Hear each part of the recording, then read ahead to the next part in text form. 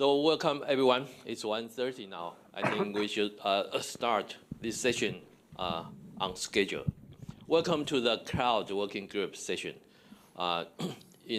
Today we have two sessions for the working group. In the first session we had 3 speakers. So let's just start it from the first one, Aida-san from NII Japan. Yeah, please. Okay, thank you for the introduction. My name is Kento Aida from National Institute of Informatics, or we say NII. Now, today I'm going to talk about our activity to support the academic community to utilize the cloud. So cloud is now a necessary tool both in business and academic activities in the world. And NII has been running the user support program to encourage the university users to use the cloud for their research and educational work. So let me first briefly introduce what NII is. So NII is the governmental research institute for focusing on informatics. And we have 2 portions, the research portion and the service portion. So the research portion is, this is a kind of the, it's similar to the university. So such as we have about 70 researcher or faculty staff there, and each of them are running the research project on that. And for the service portion or service section, we also have a mission to offer the IT infrastructure for the Japanese academic community that include networking, cloud security, and so on. So I'm stand for both, but today I'm going to talk about the service section topics for that. This is the overview of the IT infrastructure service offered by NII. We have a network service called SciNet. We connect the all prefectures in Japan with the 400 gigabit per second network. And also we have a research data cloud. This is the kind of the repository or a database system where the user, a researcher can share their research data, publish their research data, and search the research data by the other researchers and so on. And also, we have information security is an important portion for our IT infrastructure. So we have a service to monitor the traffic pattern on the SciNet, and if we detect the some kind of anomaly pattern that can be guessed as the cyber attack, we notify the university about that, so that the university can react the activity right now after that. And also authentication infrastructure or identity management is the, we are running the Gakunin service. Gakunin is a kind of identity management federation service that is similar to EduGain in Europe and in common in US. And the cloud, I'm standing there, as I told in the beginning of this talk. So now we help the academic user to adopt and utilize the cloud services. So NII itself does not have a cloud facilities. So our mission is to help the user to use the public cloud or commercial cloud for their activities. Okay, now Center for Cloud Research and Development has been established in 2015 something, I think. And our mission is the establishment of national advanced research and educational infrastructure taking advantage of cloud. We are running several projects such as that, research and development for the infrastructure technologies and IoT technologies and IoT application software.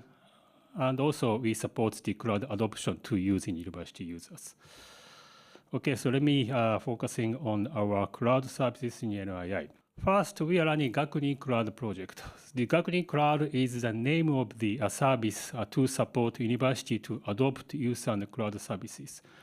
So now we have a variety of user in the cloud, such as the early phase and the standard phase and advanced phase and so on.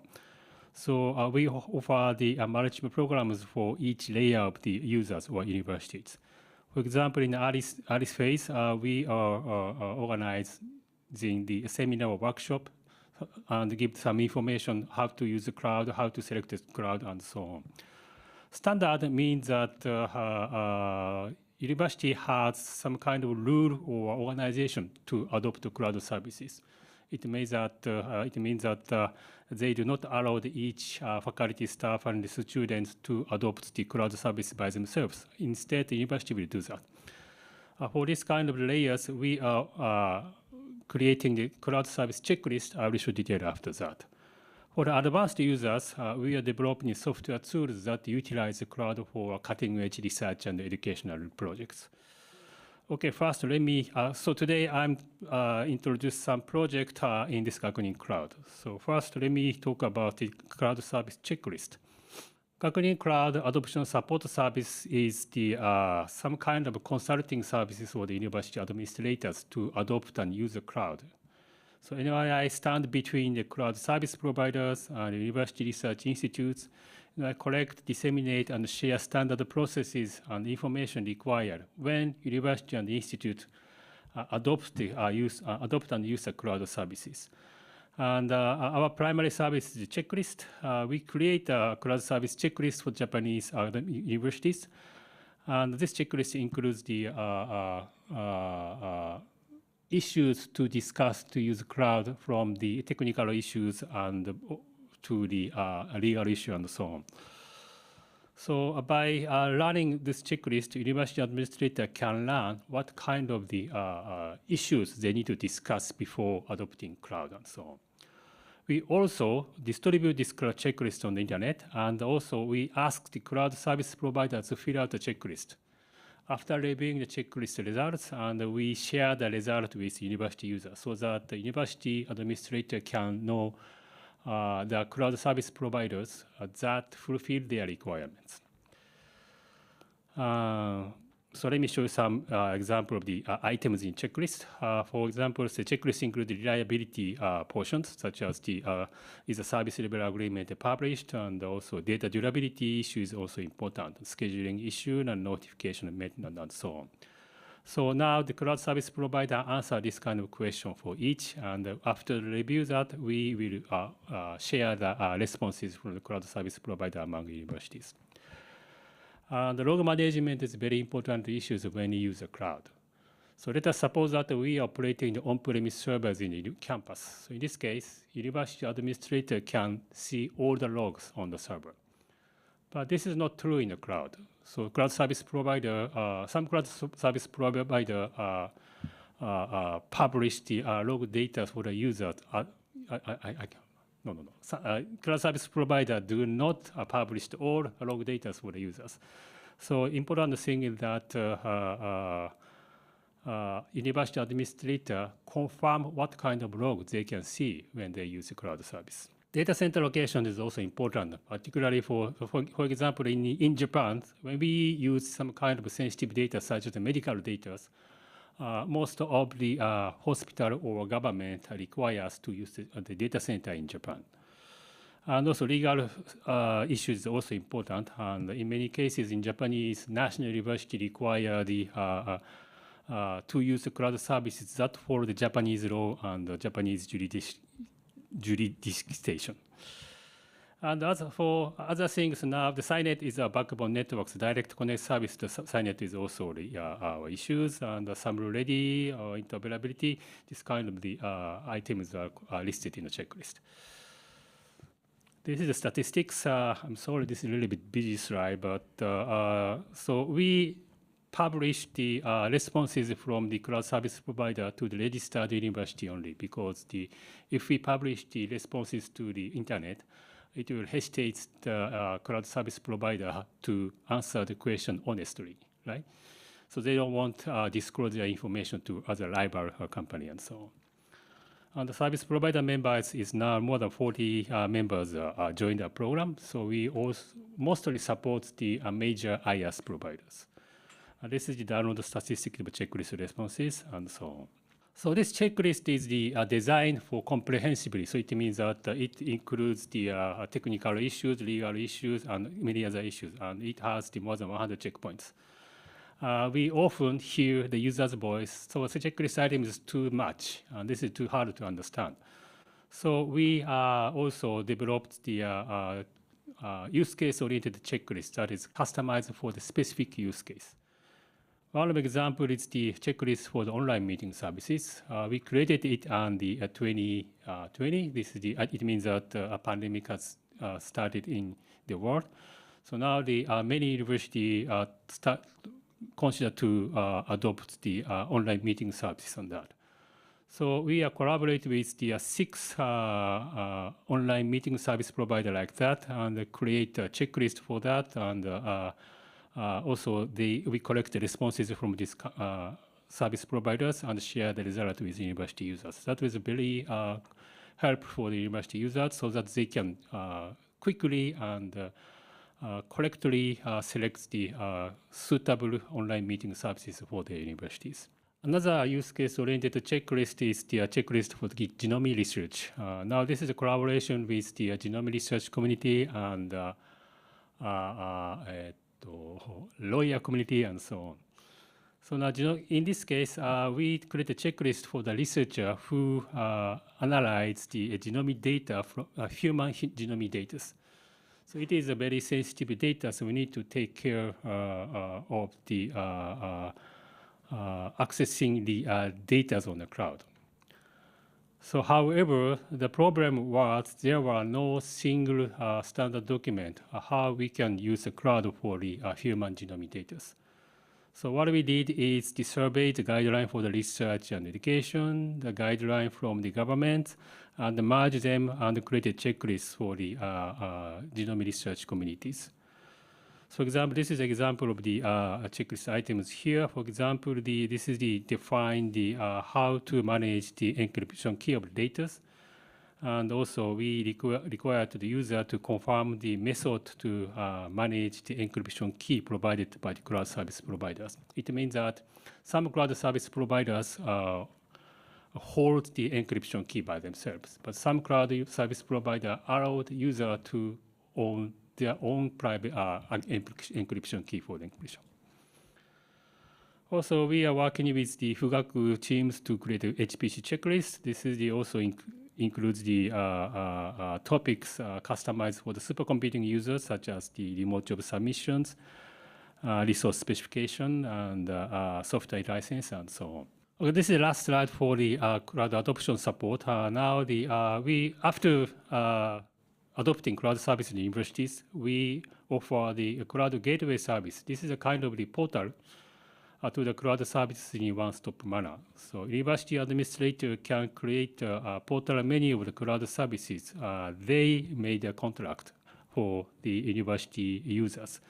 So university user can overview the what kind of cloud service they can use in the university and access this kind of cloud services.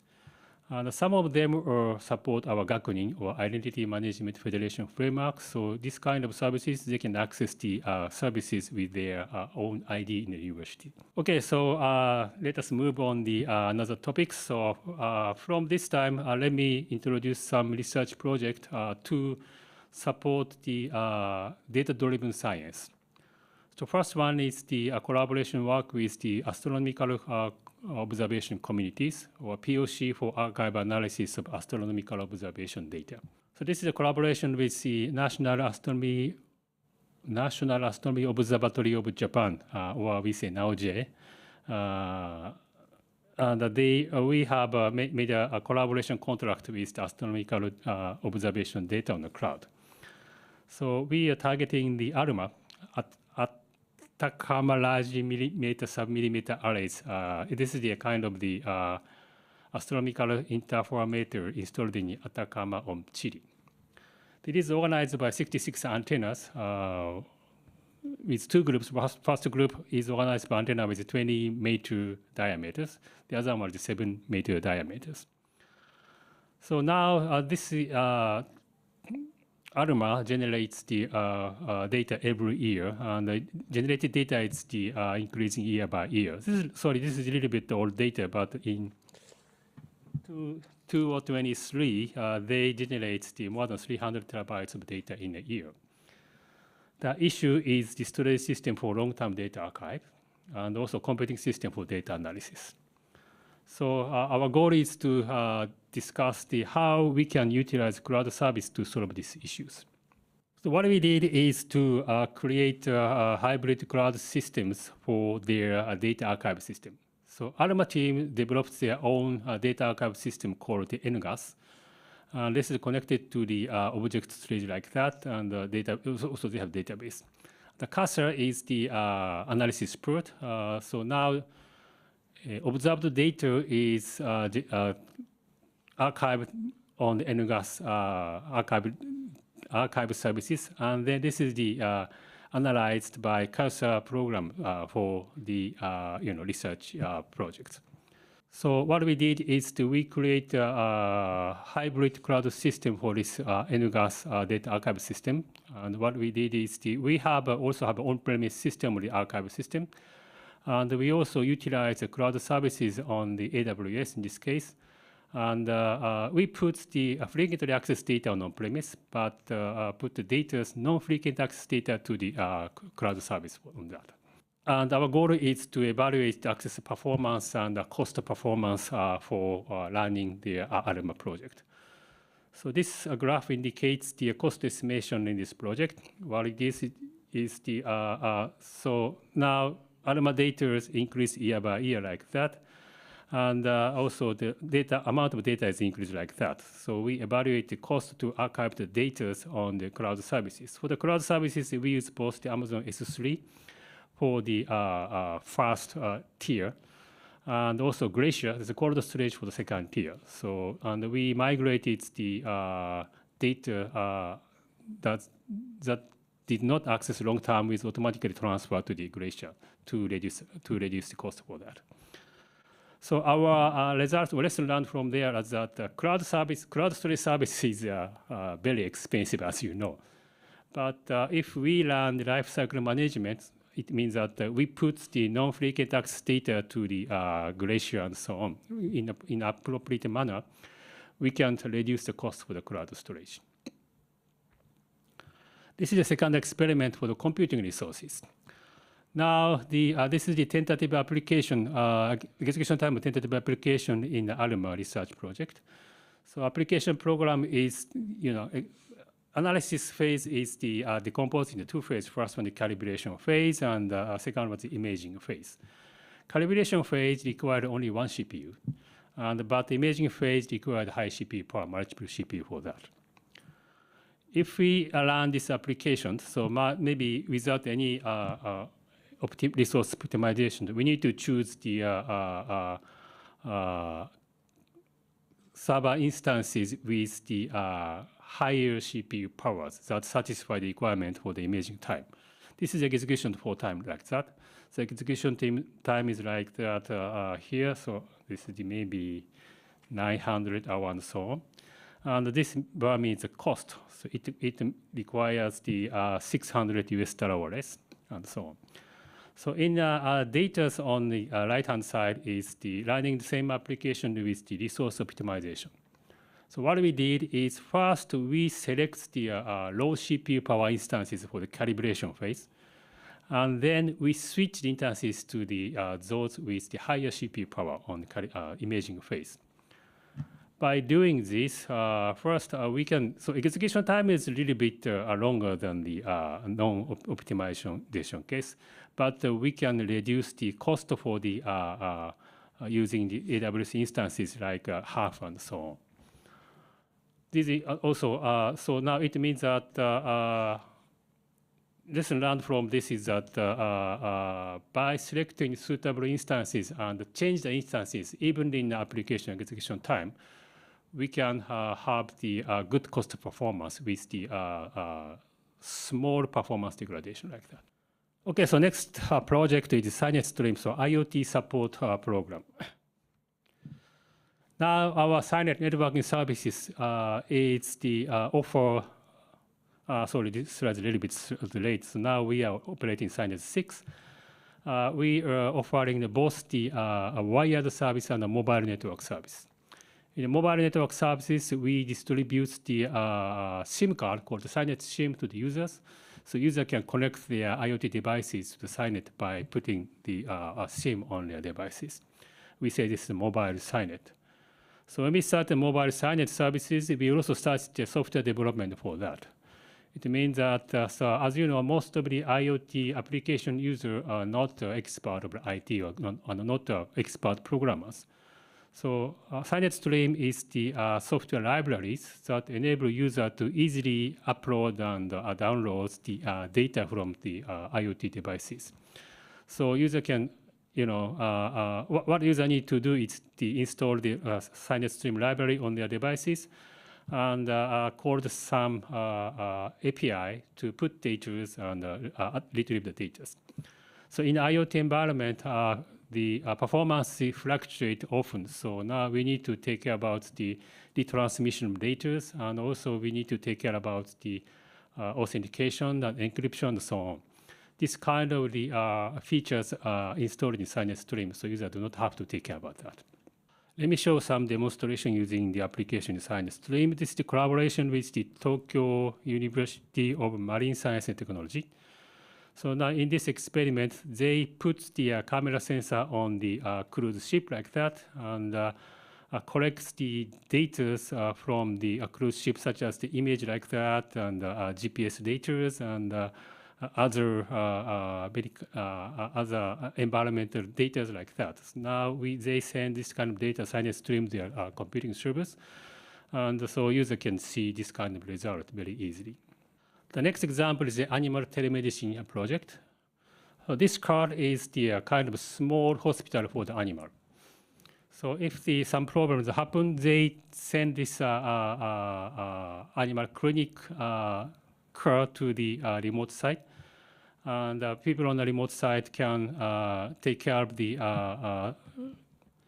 animals on that. So, for example, they have the surgery desks, and they can make a surgery, do the surgery for the animals with, and this room is connected to the medical doctor site, and they can ask the instruction for the medical doctor and run the surgery like that. And also sometimes they bring the animal such as a pig by this curve. In this case, taking care of the vital data for this kind of animal is very important issues. So they have some sensors for the vital data of the animals. So they collect this kind of data in a real-time manner to their centralized laboratory and analyze this kind of status. On if something wrong has happened, they can directly give the direct suggestion to the people in the animal, this hospital current. So this is the collaboration work with the Tokushima University. This is last slide for the Signet Stream, and this Signet Stream is now running on the Linux system, but also we developed the Android smartphone application of the Signet Stream. As you know, smartphone is the very rich sensor device. It has a variety of the sensor on that. So now Signet Stream Android smartphone enable the user to collect the data from the sensor in the smartphone and send the data to the remote servers such as the cloud by using Signet Stream. Okay, so this is the final topics, on-demand cloud configuration.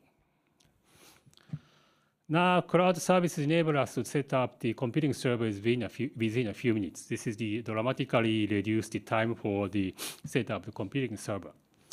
However, when we talk with the many application researchers, they still have the serious issues. Okay, so setting up this Linux server in a few minutes is okay. But after that, they need to install their research software or educational software by themselves. So sometimes sometimes they need to set up the cluster of the servers and distributed application program to run HPC application and so on. So it spent a very long time and hard work. So now one of my friends in genomic communities told me that they spend 1 or 2 months to set up the application environment. So this is the motivation to start this project. So the goal is to set up the software configuration on the cloud service automatically instead of a user. So in our project, what user needs to we first provide a template to set up the software environment for the several purposes such as JMC, Kensing, the HPC, and so on. So what user did is to select the template for they want to use and select the cloud services they want to use, and then run it. So after that, our system automatically set up the software environment and network configuration instead of user on the remote side. Also, we can use this template for set up the multiple cloud environment like that. The core of this product is the middleware called Virtual Cloud Provider. This is the middleware automatically built the user customized data analysis platform, or we say virtual cloud on the intercloud environment with reproducibilities. Now, this is the steps how the VCP set up the computing resources. First, the resource selection is done by the users. After that, they launch on the remote virtual machine or bare metal machine on the cloud services. For implementations, we use Terraform for that. And then after that, we deploy the container with the fundamental system software. We say base container or Docker container. And also, we set up the virtual private network like that, and then deploy the application on that. Also, we deployed the monitoring features such as the how computing servers work well, how much memory is consumed, and so on. This kind of features are also important when you use the cluster of the computing resources. So then what the user needs to do is they need to implement the application in a container style, such as Docker container, and select the configuration template, and some kind of they need to revise the configuration template for the customizations. So let me show you some example running in this project. So, for example, the application template of HPC. Now we developed the application template for set up the HPC cluster. So HPC cluster means that cluster of the computing resources with a job scheduler or SLAM, and the user interfaces such as Open On Demand, and some kind of the middleware programs such as OpenHPCs and Docker container and singularities, and also machine learning library for NVIDIA GPU and so on. So setting up this kind of environment by the user itself is very hard work, but we can support them by automatically set up this kind of resources for the users. The next example is the application template of the genomic sequencing. Now, in the genomic sequencing communities, they create a workflow of the data analysis and run it on the workflow execution engine. The workflow execution engines, now the Galaxy is the kind of the de facto standard workflow execution engine in the genomic sequence communities. So by running our template, our template set up the multiple servers like that with the SLAM job scheduler and deploy the Galaxy execution engine over the multiple computing resources, so that the user can easily set up the genomic sequencing environment by themselves. And the merit to use this project is not only automatic configuration of the system, but also a reproducible configuration of the system. So if the user needs to change the cloud services from one to another one, so they can set up the same application software environment in a reproducible way. This is another contribution of this project. Okay, so let me conclude my talk. Now the NYI promotes the creation of state-of-the-art academic information infrastructure that is essential to research and education within the broader academic communities. The Gakunin Cloud is a service to provide a university and research institute with information and consulting service to support the adoption of clouds. And then I also developed and deployed software tools designed to support data-driven sciences. Now the latest results are available on this website. Okay, that is my talk. Thank you for your attention. Thank you so much, Aida-san, for your comprehensive introduction to the NII cloud services. We have several minutes for questions. Anyone has any question or comment? Yes. So with your VPC case, so you have shown example with the AWS, but there may be someone who may try to other cloud service provider, right? Yeah. Are you already providing solution for that, or? Yeah. So now we have a plugin to connect the cloud service provider. Now we have plugins for the AWS, Azure, Oracle Cloud Services, VMware, and also some Japanese university offer their academic cloud services. We have also a plugin for this kind of the university resources. Okay, then probably this building of this kind of options took some effort, right? Is it quite straightforward, or is it kind of hard to make it happen? This is a good question. This is the hard work for maintaining the plugin for the multiple service providers. And also, some service providers are used often, but others are not. So now, yeah, this is one of my critical issues even now, is how to select this continuation in development for the plugin for cloud service provider. So this is we need to take care about both the voice from the users and also cost performance and so on. Thanks for your presentation. Besides providing the so-called consultancies and support, do you also help your user to discuss about the cost with the provider? Cost. How much is the AWS charging and so on? Because you are the consultant side. Yeah. So now, cost is so now. In my experience discussing with many university administrators, maybe cost is the first priority for them. Now we can share the cost information published by cloud service providers, but this is very difficult, sensitive problem in that. So we want to share the data we have with these users. So it means that we can, give some information about cost and also the discuss about the cost optimization of the application too. But we are a public sector, so we cannot give the information that gives the advantage to some specific cloud service providers. Now this is the difficulty for us, but we are help the users as much as possible with this kind of regulation. Any other comment or question?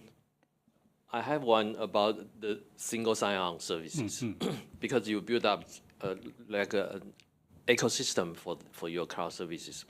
So every user just could access any services just by the Gakunin single sign-on. Okay, that's a good question. Now the Gakunin is the now Gakunin we have 300 IDP in the university and SP 何個だけさ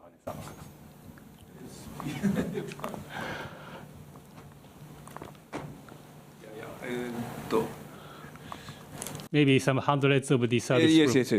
We have yes, about 100 service providers in Japan. Yeah, so now the number is not bad, but when we discuss for focusing on the cloud service providers, the cloud service provider supporting Gakunin is very few. Now we are discussing this issue for that, and we now, as far as I know, we have some 3 or 4 examples for the single sign with Gakunin and the cloud service provider. But this is our also issue to extend the cloud service providers that support Gakunin single sign-on service.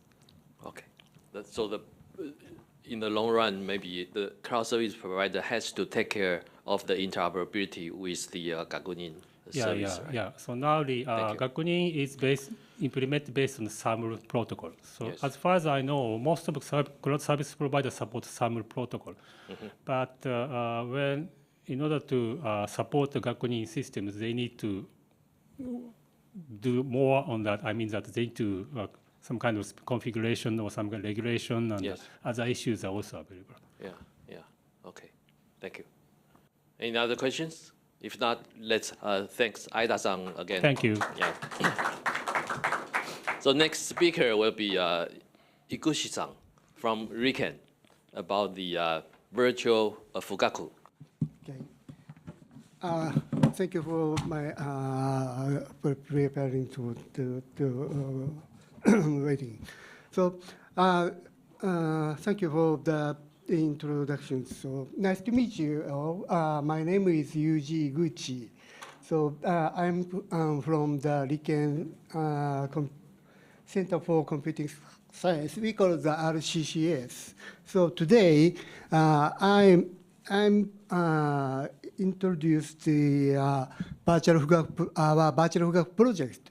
So virtual Fugaku aiming that virtual Fugaku is software aiming to building the de facto standard software stack for supercomputing areas. And first of all, AWS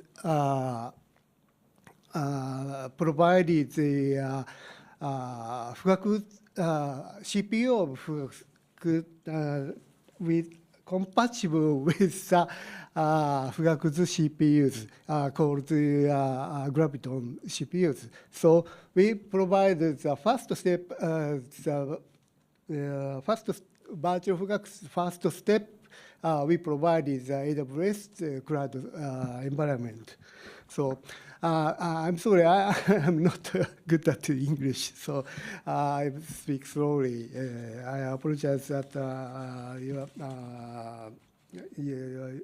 convenience.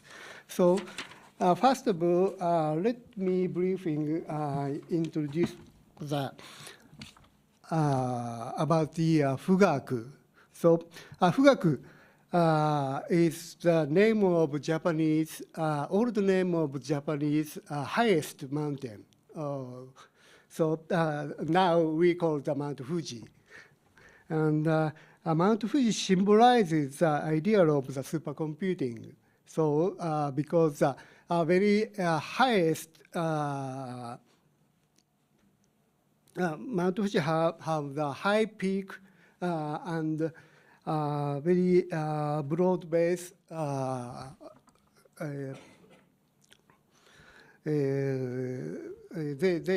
Mount Fuji has a high peak and the broad base. So high peak means the high performance. So and broad base signifies the ability to support a wide range of the applications. In the way, Mount Fuji embodies Fugaku's development goals.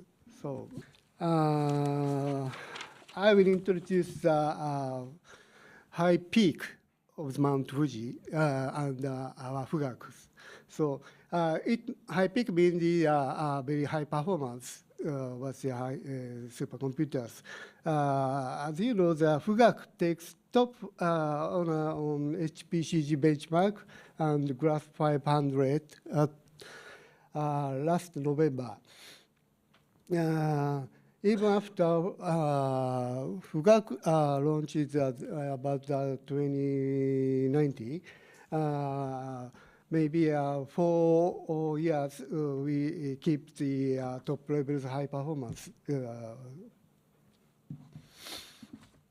And next, I show that the broad base about the Mount Fuji. Fugaku is application-first supercomputers. So Fugaku was developed with the co-design program. Co-design means in parallel with the development of Fugaku device and many systems. Also, we have developed parallel cutting-edge applications in 9 fields. And we also aimed for the execution performance of these applications to be approximately 100 times of that of the Fugaku before our K computers. So, and we achieved that these so many applications over the 100 times performance of the K computers. Let me introduce the broad base of Mount Fuji Fugaku from a different perspective. This slide shows the refer to the Fugaku's extensive and well-developed software stacks. So Fugaku has so many software stacks. including the traditional legacy HPC software, middleware, and various tools, and also connect to the cloud, tools for cloud connectivity. And now that we also provided the AI frameworks and more. Additionally, we provided SPAC. SPAC is that package management tools developed by the Lawrence Livermore National Laboratories. So we provided the SPAC environment on the Fugaku. This means the enabling center with a different architecture, not only ARM. So to easily integrate it to applications. So, and Fugaku continues to deliver groundbreaking result. And that help address various society challenges, including the fight against the COVID-19 and weather and disaster forecasting, AI and big data analysis, medical research and drug discovery, and industrial innovations.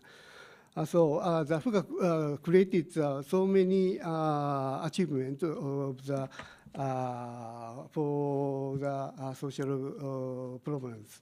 So these achievements are made from the these software possible by the these rich represent the software stacks. So RTCS has the strategy of the platform. So we expand the Fugaku's achievement through the cloud to globally and widely by the distributing the our rich software stack delivered to the cloud or the another architecture's machines. So this is our platform strategies.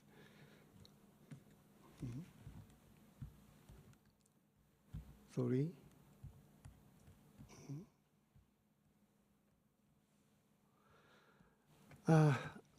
To implement our RCCS platform strategy, we will extend Fugaku software stack to the cloud. In 2023 or 2 or 3, we and AWS launch the virtual Fugaku project, collaboration project.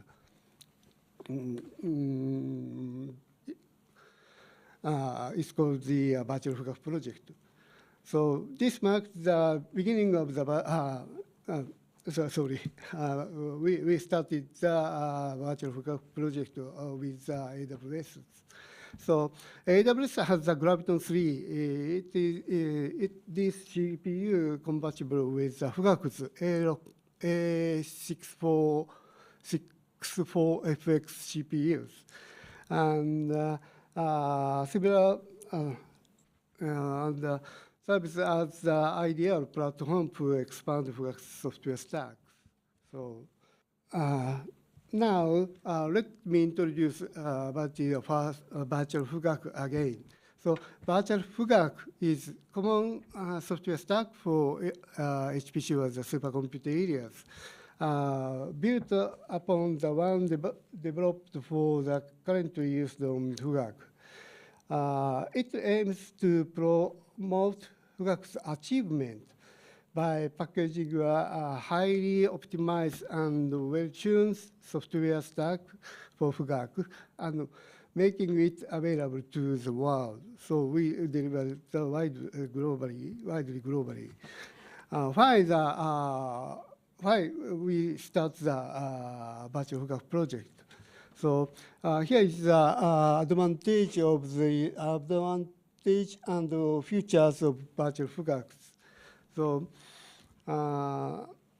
first of all, carefully select and package set of the software essentials for cutting-edge research platform. So this means is our operating the Fugaku systems. So arriving now, many users use the platforms. Second, continuously update. So Fugaku remains under active flagship systems. Point 3 is a standard specification that is application-centric, and they generally exclude the middlewares. So virtual Fugaku, including the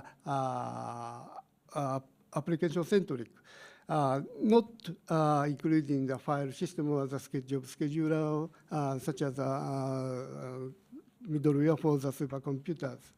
However,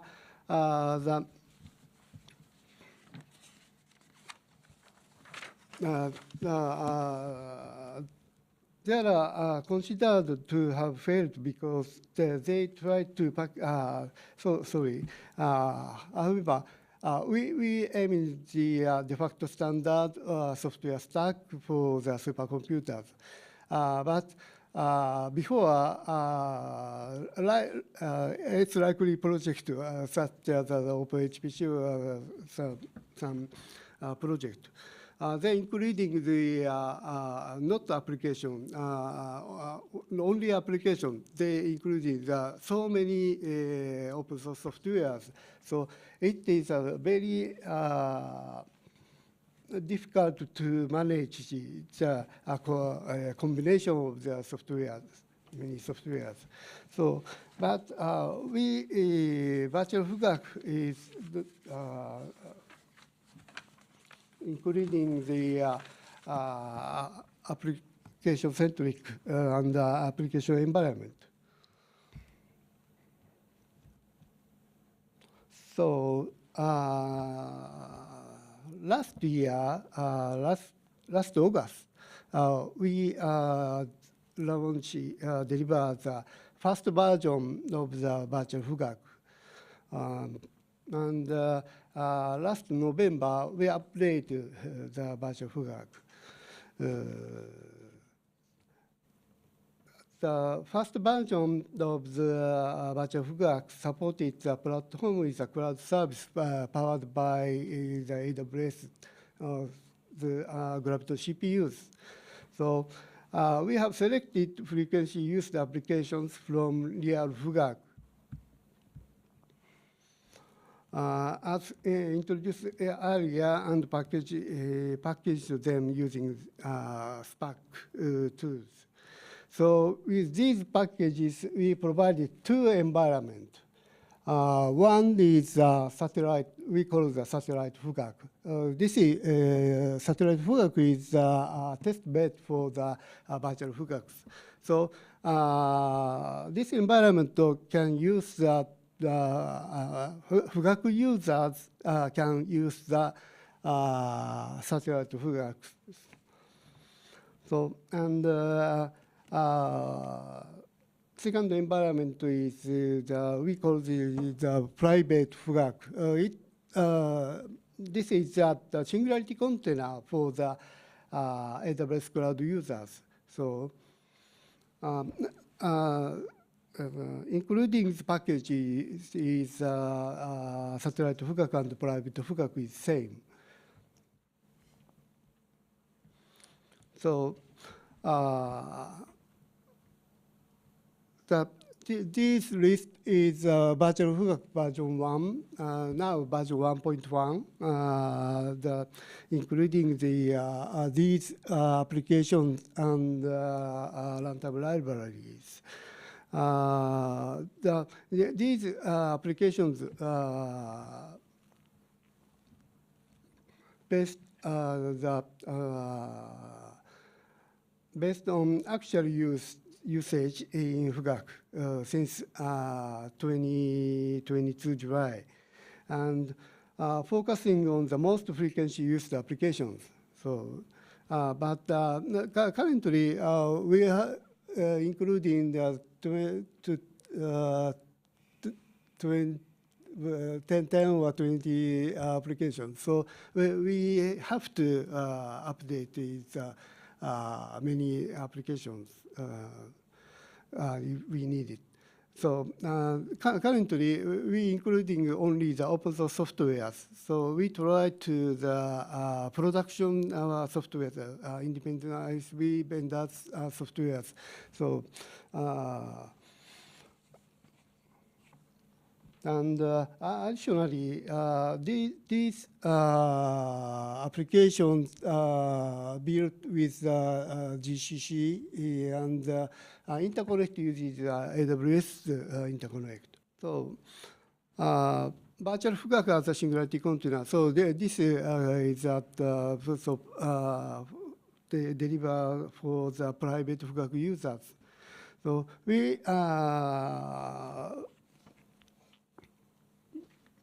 this container containerized from the singularity containers images. So we deliver that Scilab's website and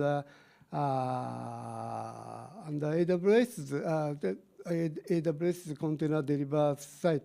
I forgot the name of the site. I'm sorry.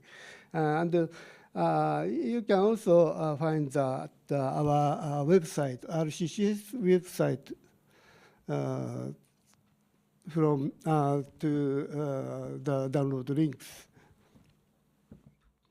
So, and the next test bed of the satellite virtual Fugaku. So satellite Fugaku, we call this environment the satellite Fugaku. So this satellite Fugaku environment is available to all Fugaku users. So if you have that Fugaku account, so you can use the this environment. So please try it. And now we provided the one head and login node by the Graviton3 CPUs.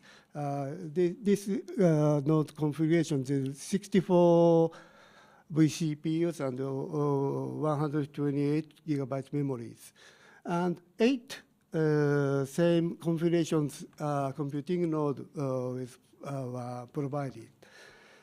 So you can use the max 8 parallel node.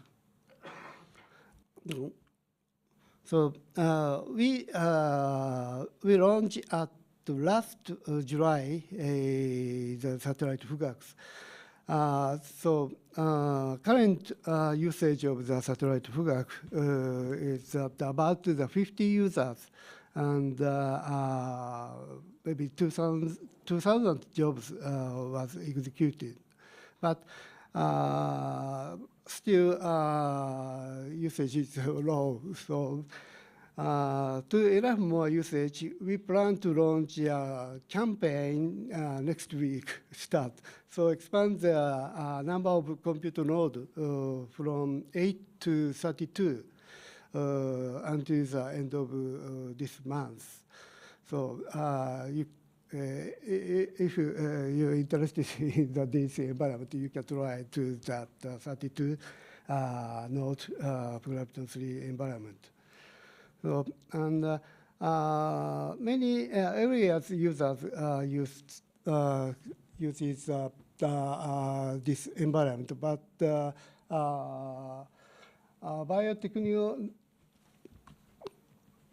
biotech users many use these environments. So This is the future plan of the virtual Fugaku. So our goal is to provide the unified software environment for various HPC platforms. To achieve this, we plan to expand support beyond ARM to including x86 GPUs and other architectures. So, we will ensure compatibility with multiple architectures by integrating the virtual Fugaku into our RCCS new systems, such as AI for Science and quantum HPC hybrid platforms.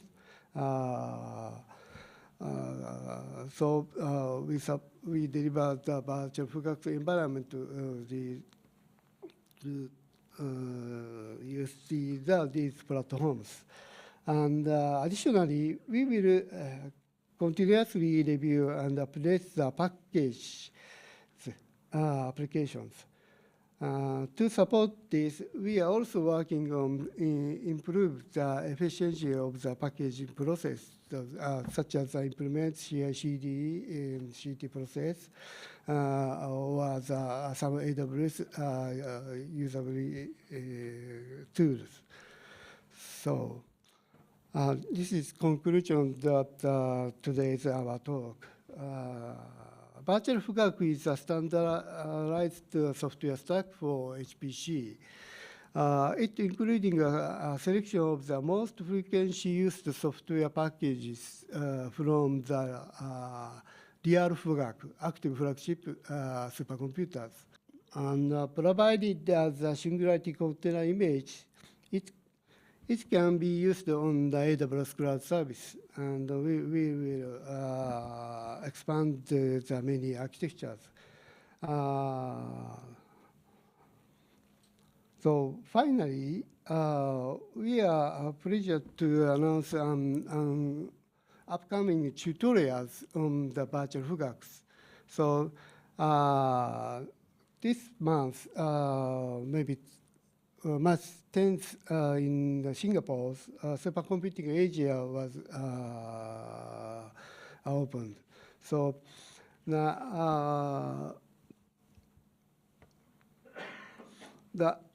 AWS sponsored the tutorial is scheduled for the March 23 at the supercomputing areas.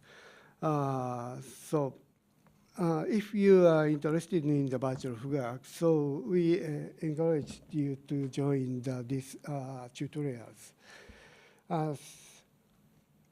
That's all. Thank you for this attention.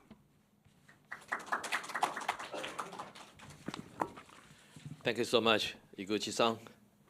Any question? Okay, so you are using singularity container images, right? So, but I'm just wondering that the compatibility, okay, it can, so all those, say, singularity container images will be run with the AWS cloud, anything or other cloud environment. How do you see the compatibility of this container throughout other container orchestrator-based cloud service providers? You know, you got my question? Now, first of all, this container only the ARM architecture. Yeah, ARM-based. Okay. Yeah, ARM-based. So, well, our project was just start. So now we only go.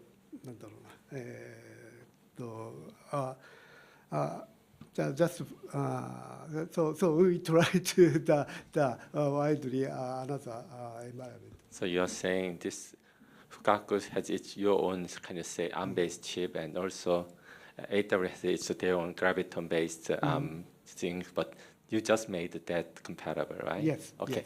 Yes. I can get it.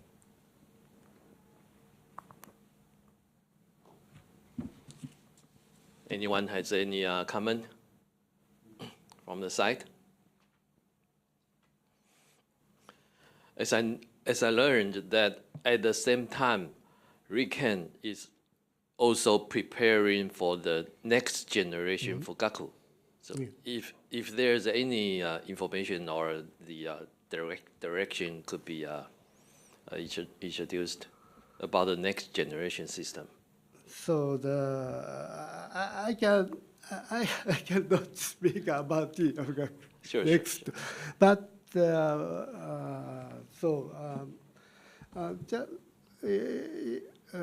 next month we and some vendors started basics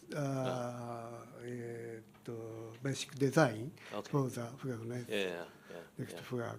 So and our boss Matsuoka-san need to apply the virtual Fugaku software stack to the Fugaku next environment. Yeah. So the schedule will be about 2030 or earlier, the next one? Fugaku next launch, maybe 2030. Okay. Yeah. Okay. So the current Fugaku we operated to the 2030. Yes. Yeah. Yes. Thank you. Any other question to the NII or to the Fugaku systems or to the cloud services in Japan? Yeah, we have experts here. It's the same type of question, so it's ARM-based one, right? ARM-based kind of say course for HPC workload.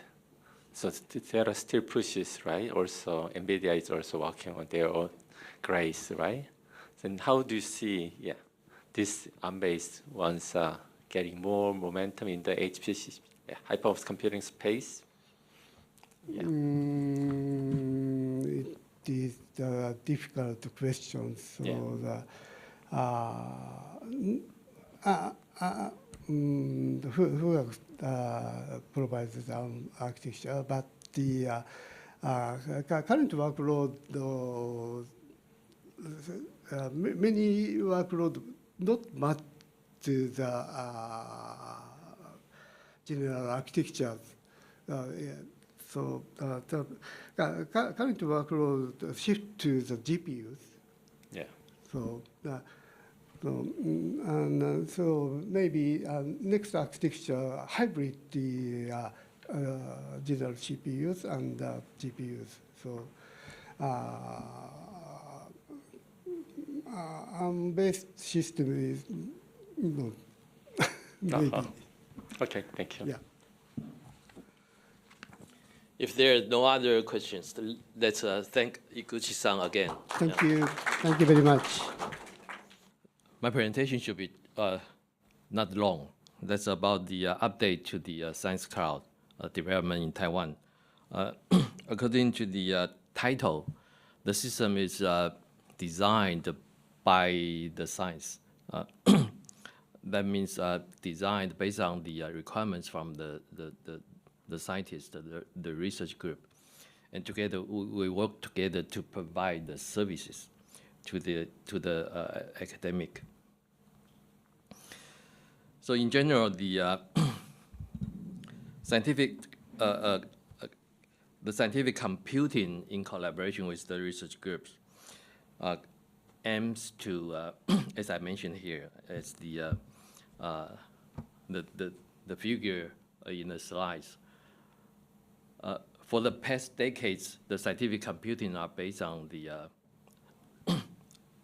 up-to-date knowledge to the nature of phenomenon, based on the observations.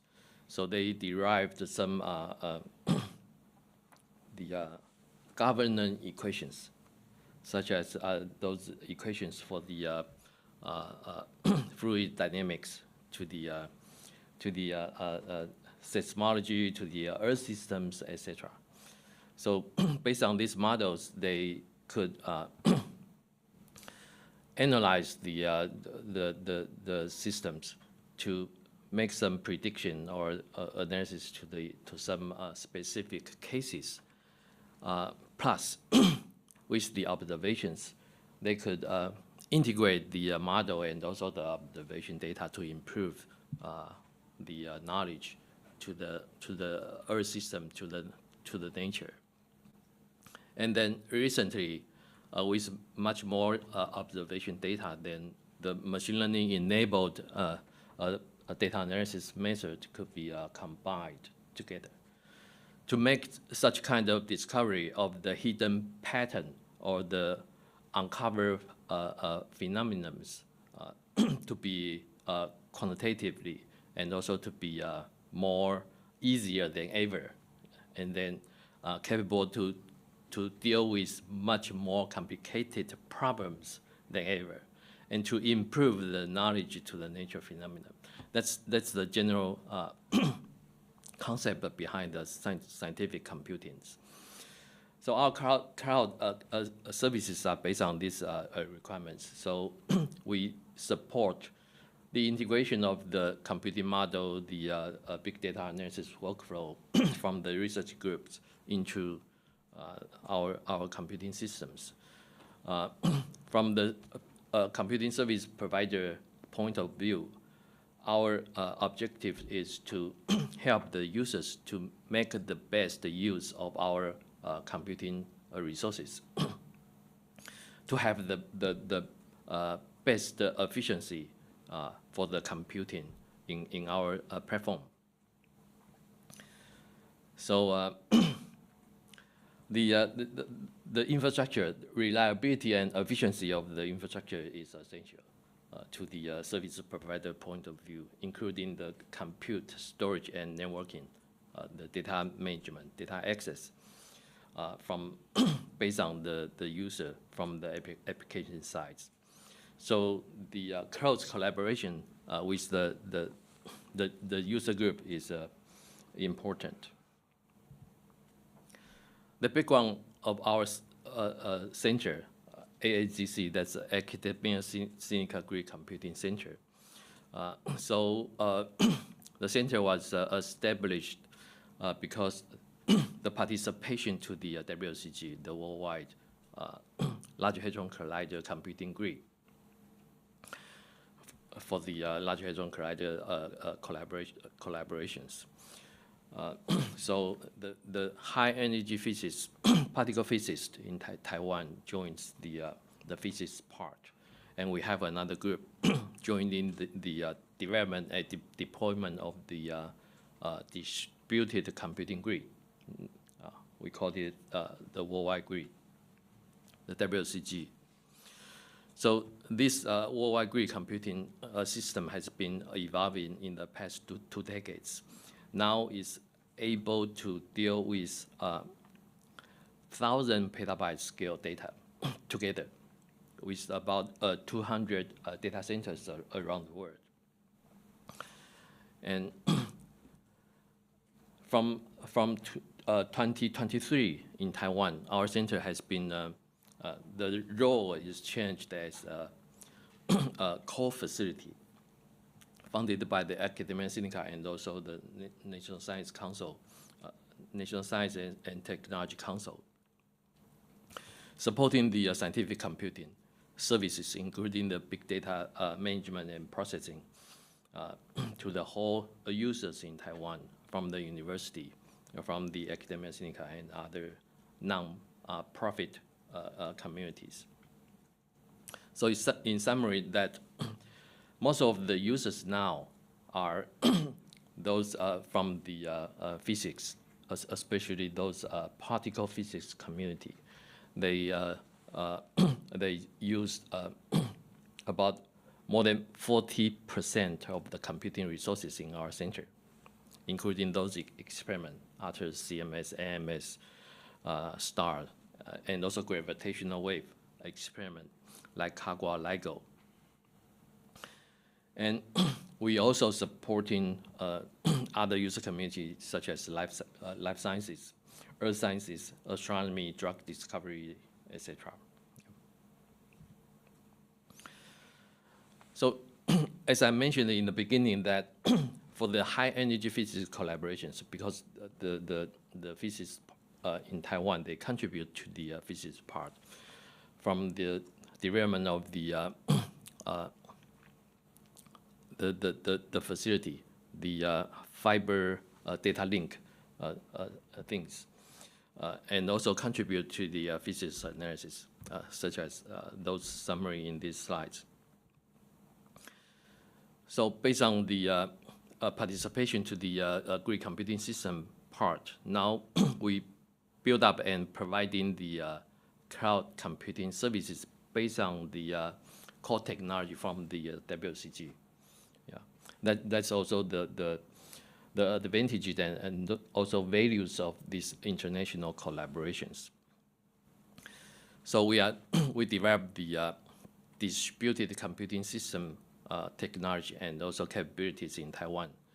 The objective is that we are able to federate the distributed resources, for example, the computing center in universities together locally in Taiwan. So we can federate those resources and services for the local needs based on the same core technology. Because the technology keeps on evolving based on the advanced innovation of the IT technology and also the distributed components such as those mentioned here, Panda, that's the distributed job management systems, and also Rusio, distributed data management systems, which are very reliable components used in the WCG systems.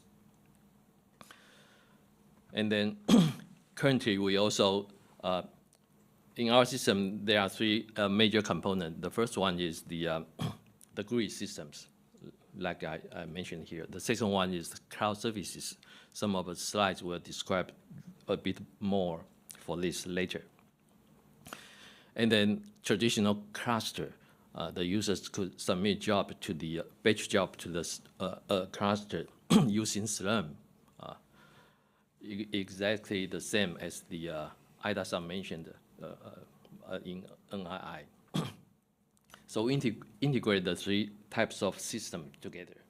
So the users could choose any kind of services he likes. We're also making use of the OpenStack and also the Docker Kubernetes-based cloud platform to manage the resources of the core component, supporting all these services. So in 2024, we support near about 5 million jobs running in our centers. Currently, in terms of the facility, we provide about 5,000 CPU cores. Another new 2,000 CPU cores just integrated into our systems in last December.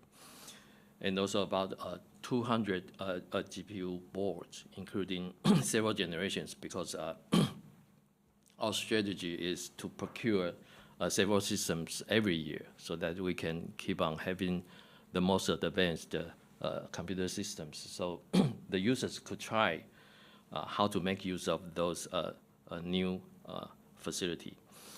So including the A100, 4090, the L40, etc.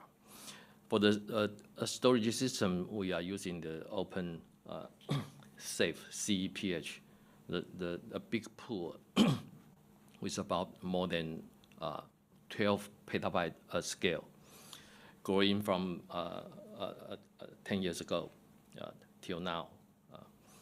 And from last year, we also integrate tape library systems serving as the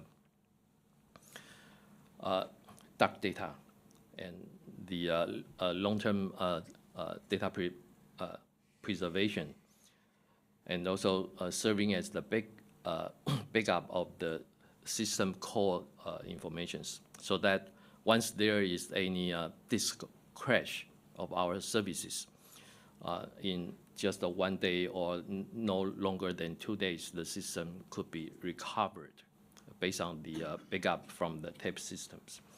And for those dark data, they could move from the online system to the tape systems, so that the disk, high-performance disk space could be released for the computing. So until end of 2024, we've been supporting about 200 PI group, about more than 500 users in Taiwan. So this is an illustration of the grid concept in the upper part. And also the cloud system high-level architectures in the bottom left. So users could use the either CPU cluster or GPU systems through the SRAM or through the web interfaces. Right now, the WSG systems in the left-hand side, that's separated from the cloud service right now. So in the bottom right, that's the safe system architectures. So we can also, based on the user requirement, try to isolate specific safe components, for example, the MDS and also the disk hardwares from other services, so that will be isolated from each others without interference of.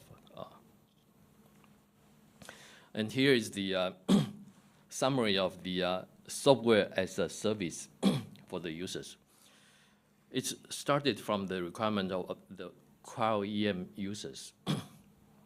So in the beginning, we worked together to integrate the cryo-EM facility.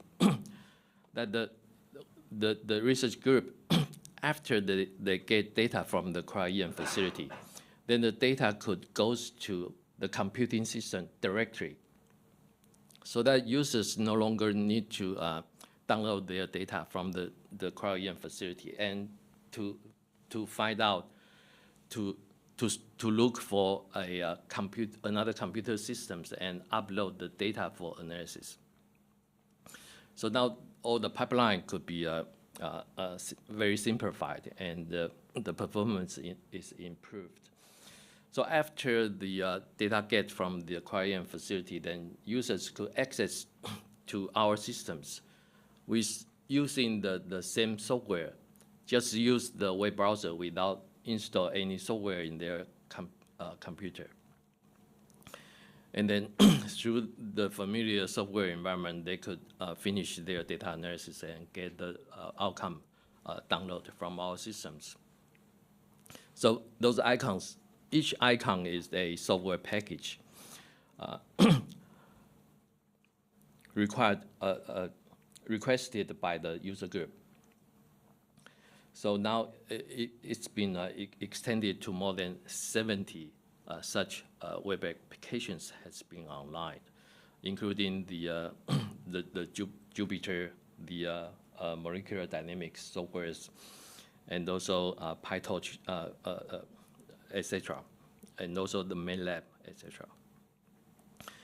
Another example is in the bottom right. That's the similar model in collaboration with the Single Chong Center in Taiwan, which is about 100 kilometers away from our center. So again, the data could go to our centers, to the computing centers, directly after the experiment and get the data analysis done. And we also provide the big data management environment for them. And here is another application example from the cryo-EM, from the life science, from the protein structure analysis group. So now this integration model has been realized with different facility from cryo-EM, from the Single Chong Center, from the NMR facilities in Taiwan. So based on their instructions, so we build up the software systems, software environment for them. And also recently we also deployed the AlphaFold system, Rosetta Fold systems for those user groups. So they could directly take advantage of those AI-enabled protein tools. making use of the hardware, the CPU or GPU we provided. So that's the way the life science user group, they prefer to use the turnkey system to just use the web browser so that they could manipulate their data analysis directory. So that could save a lot of time and also cost for the PIs to to manage their own computing facility and software systems. Yeah, so that's another advantage of such collaborations. And this is another example from the group in the universal speech enhancement systems. They are experts making use of the GPU computing systems. What we provided is just a reliable environment with the most advanced GPU systems, and also the environments such as TensorFlow, the Jupyter Lab environment. Then they could deploy their software developed by their own. So they could try the performance difference and also the accuracy of their researches, making use of 4 GPU, 8 GPU, or more GPU to understand the differences. So that's very interesting. They also participate a campaign of the some kind of AI competitions and with quite good records last year. The other example is making use of the generative AI method for the data analysis of AMS experiment. That experiment is setting up a detector in the space, and then collecting the data of the from the space. So the local research group, they try to make use of the most advanced AI-enabled analysis method to different steps of the data analysis pipeline and see how to improve the analysis efficiency. So in terms of the usages in the future, in the figure, the blue line, that's the usage of the CPU core in the past 2 years. So it grows about 2 times in comparison of 2024 and 2023. The green line is GPU computing resource usage. Because the resource consumption is almost saturated, so it still grow by about 20 or 30% in 2024. And the red line is the usage of the storage space in our center. And here is the usage of the GPU systems. The red line is the A100. It's quite saturated. The average usage is more than 60%. So from August, we have a new 4090 systems online. And then very quickly, many users are eager to try the new GPU systems.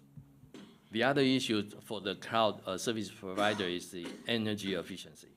Yeah. So luckily, in the past 2 years, the red line is the power consumption of our computing systems. We could have 20% power usage reduction in straight 2 years. Yeah. The blue line, that's the power consumption of the air conditioner for the data center. The green line, that's the PUE. That's about 1.5, less than 1.6. And the blue dot, that's the unit cost of the power in Taiwan. Yeah. So we have to pay the electricity bill, which costs more than 10 million every year for our data center.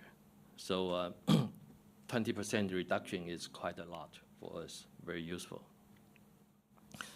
The most important usage is that action for this is that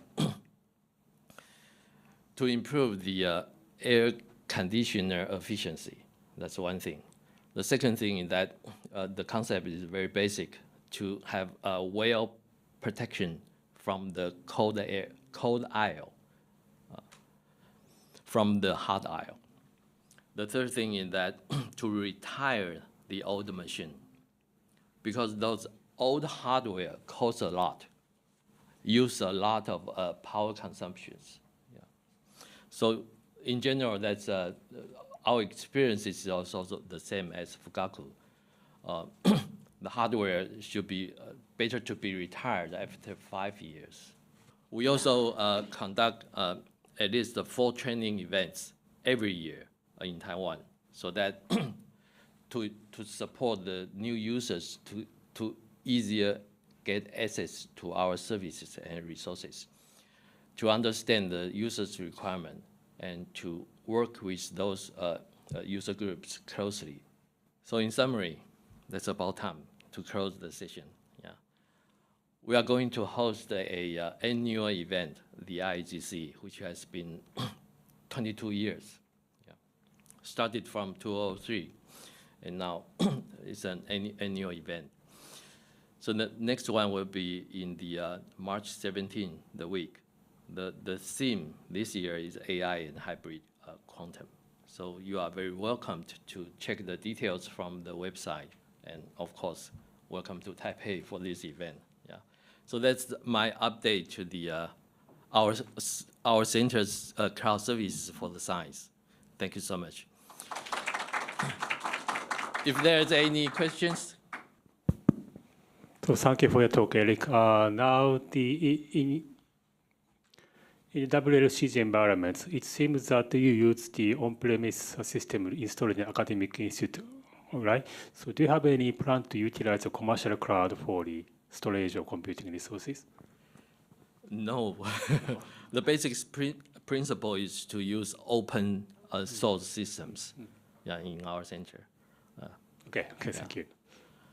Because of the easier to understand the details, and also because of the cost. Yes.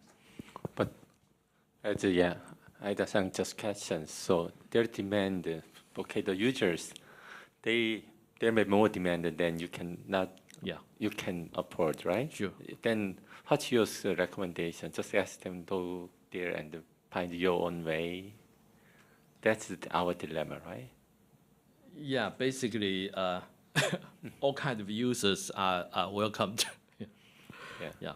But the only thing changed from the 2023 that the users has to pay for the services we provided. Yeah. So you want to make your kind of price. We have to pay the electricity. Yes, I know. By ourselves. Yeah. Okay, then kind of the other question was just, okay, the Panda and the Lucio combination. So how much are you kind of are you happy with that solution? So, it's existing there, it's really working well, but is it workable for any other domains? So different science domain, they may deploy different type of tools, right? Yeah. So what's your opinion on that? Technically, it's possible. But there are some, the cost is the human resource. You need to have an engineer to catch up the technologies behind, and also to make it operate reliably. Yeah. Yes. So that's the cost you have. Okay, my final question is about OpenStack. So a lot of places, as you can see, all those Japanese get talks today, they are talking about containers, right? Yeah. Very much into that. So then less and less VMs are used, but OpenStack is still more preferred for VM support rather than say container ones, right? So there are kind of need for kind of say refresh your say supporting infrastructure to match that demand or that change. So what is your position? But you guys want to go a little bit slow, slow and steady. But in some other place, it's, if the demand or your new hardware is coming up, so then are you still keep that pace, or are you really thinking of now it's time to move and more toward the cloud native style operation? Yeah, technically that's we are moving towards the cloud native cloud services, making more use of the containers. Yes, that's the directions. For example, for those AI applications, because of the limitation of our facility and also the human resource expertise, so we can only support the containerize the AI applications for the user, so they can easier mobilize their applications to other cloud services with more resources. So they could make use of our services as a testbed first with reasonable cost. Yeah. But for larger scale production run, they could mobilize the containerized package to other places. That's what we can do right now. Okay, but it may cost more money to them eventually because commercial players want more money, right? Because our services is open and fair shared. They could not occupy the resources for a very long time and very limited. Yeah. Okay, thank you. Thank you.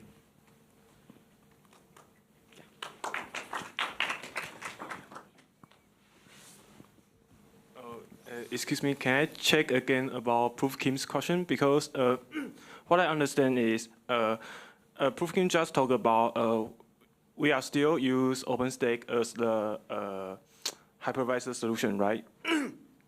But I found that there's a great talk on the FOSDEM 2023. The session is called Is OpenStack Still Need in 2023?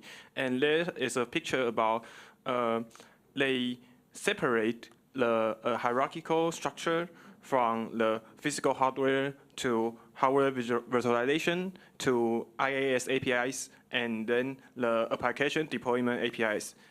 Then they cut the edge, use Kubernetes above its application. And under the Kubernetes, they still operate by the hypervisor solution still operate by OpenStack. Because in my experience, although I'm not the master of Kubernetes, but in my century, I respond for the infrastructure hypervisor virtualization. We still use we still need to how do I say to provide the same interface for the virtualization. Then who operate Kubernetes, they don't need to take care about which type of virtual machine, like which type of virtual machine, like CPU architecture or some kind of like the NIC type. They don't need to understand that. They just be a good Kubernetes operator, and my responsibility is operate to provide a good virtual machine to them. So because I'm a great student, actually in previous year I really afraid one day is no one to use VM, only use bare metal Linux and deploy Kubernetes. I won't have a job. So I think there's a great slides on the title is called "Is OpenStack Still Need in 2023?" You can find it on Google. It's from FOSDEM in Europe. Yeah. Okay. Thank you. I think maybe in next session we still have an opportunity to discuss about this. Yeah. Okay. Thank you. Thank you so much. Yeah. Please come back at 3:30 for next session. Thank you so much. Good afternoon. Yeah. So this is the second session of Cloud Working Group. So we have our speaker waiting for us at the airport. He was supposed to come to the venue, but he was kind of stuck in Haneda Airport because since he couldn't kind of make it to the session here, he's waiting there. So Hiroki, are you ready to start? I'm sorry. Yeah, very, very sorry. And so I want to start my presentation. Yeah. So, so it's your time, so you can start. Okay, please, make a applause for our speaker. Yeah. Okay. Thanks a lot. Please start. Yeah. Okay, sure. Yeah. Are you ready? Yeah. Okay, I'm ready. Yeah. Okay, good. Okay, thank you very much. First of all, until this morning, I was participating in a research group meeting on the southern island of Amami Oshima, but I made a mistake when booking my flight to attend APAN, and I arrived in Tokyo late, and I think I'm now in Haneda Airport. I think I'm Japanese and I'm living in Japan, but I can't attend the APA meeting held in Japan in person. Yeah, please forgive me for having to make a remote presentation today. Yeah. So let's share my screen with a moment. Wait a story. Oh, okay. Oh, so wait a moment. Play in window. Yeah, okay. Then, okay, sure. Oh, wait a moment. So I will share. Someone, oh, okay. Someone else replace connection. Okay, good. And the keynote. Good. Can you see this screen? Okay, I think so. Okay, and let's start the presentation.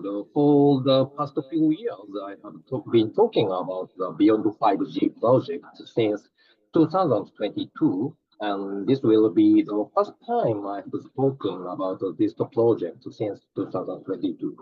So, since some of you may hear about it for the first time, I would like to start by discussing the Distcloud project. So the Distcloud project was started by several researchers and me in 2011. The researchers brought together computing resources, network resources, and power supplies to build a wide area platform geographically distributed over a wide area. When it started in 2011, there were only 3 locations. The National Institute of Informatics, also known as NII, and Hiroshima University and Canada University. The network that connected the computer resources was the JGN, Japan Gigabit Network, a network testbed provided by the National Institute of Information and Communication Technology, also known as NICT. This was the testbed that Professor Shimojo was overseeing. Then now this was increased the number of locations and so changed its design. The network backbone was changed from JGN to Silent, which NII provides. This was in 2015. Around this time, I started participating in the APAN Cloud Working Group. Professor Okamura of Kyushu University invited me. That was already 10 years ago. This cloud, which was initially designed for a single network application, was redesigned so that previous various projects could be used without affecting each other. This was in 2018, and so it was also around this time that I designed and implemented SD-WAN FYT. This software-defined network application generates intentional network failures to verify the fault tolerance of a wide area distributed application. Until then, I was at the Osaka University, where Professor Shimojo, a present chairman of APAN, was until a few years ago. In 2019, I changed the job to NII. Until The computing resources of this cloud had adopted Linux as the OS and Ubuntu as the distribution. The hypervisor was KVM and the virtual machine management was performed using libvirt. And this configuration was sufficient for managing a small number of computing resources. However, by around 2019, the number of Distcloud locations in Japan had grown to more than 10. Tohoku University, NII, Tokyo Institute of Technology. Oh, yeah. Tokyo Institute of Technology changed its name to Science Tokyo just last year. In addition, the University of Tokyo provides computing resources called MDX.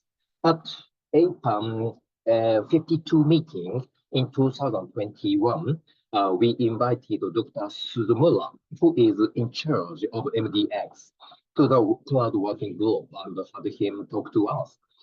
Other universities involved, including Kanazawa, Kyoto, Nara Institute of Science and Technology, also known as NIST, and Osaka University, Kochi University of Technology, Hiroshima, Kyushu Sangyo University, Kyushu, and University of Ryukyu. It is possible to set up network of this scale using Ansible configuration management tools. However, if you try to manage the network for each project and manage the permission of the VM, the operational cost will be high. When it comes to cloud orchestrator, such as OpenStack, is the first thing that comes to mind. But it's only my opinion, the setup and the daily operational costs are too high, and you need this dedicated operation team. So this is that's where Prof comes in. Yeah, so I think it's an orchestra tool that first appeared in 2008, but it really started to gain recognition in 2015. It makes it easy to perform more complex settings than those can be done with a KVM and libvirt. And it also has much lower operational cost rather than OpenStack. Products aimed at this middle range are difficult to monetize, and the development may not continue. However, Proxmox has secured a certain level of demand, and active development continues. It is a very welcome product for this project like Distcloud that do not have ongoing large budget support. The work to replace the Distcloud infrastructure with Proxmox began in 2021, and currently about half of the sites of Distcloud are running on a Proxmox basis. Now, I would like to talk about this cloud project that started anew in 2024. And the first is a Kotatsuneko project. Yeah, it is a very strange naming, but which measures the quality of satellite constellation service, such as Starlink, and from multiple widely distributed locations. Kotatsu is a traditional Japanese table with an electronic heater attached to the underside. There is a very well-known passage in a Japanese children's story that says the cat calls up in the kotatsu. And so, under the name of this project was chosen because the Starlink mascot character is a cat. If you use the Starlink, when you sign up for Starlink, you receive an antenna and a router. When you connect to the wireless LAN provided by the router, you are provided with a private IPv4 address and a public IPv4 address. In addition, although it is not well known, for all subscriptions, a phased array antenna, also called a dish, is assigned a fixed private address, IPv4 address 192.168.100.1. By such as the longitude and by communicating with this address using the gRPC, it can obtain various information held by the dish, such as the longitude and the latitude and the location where it is installed. The throughput measured periodically, the packet loss rate, and the time when it was able to link with the satellite. But this information changes from moment to moment, so you can obtain changing values by making a periodic inquiry.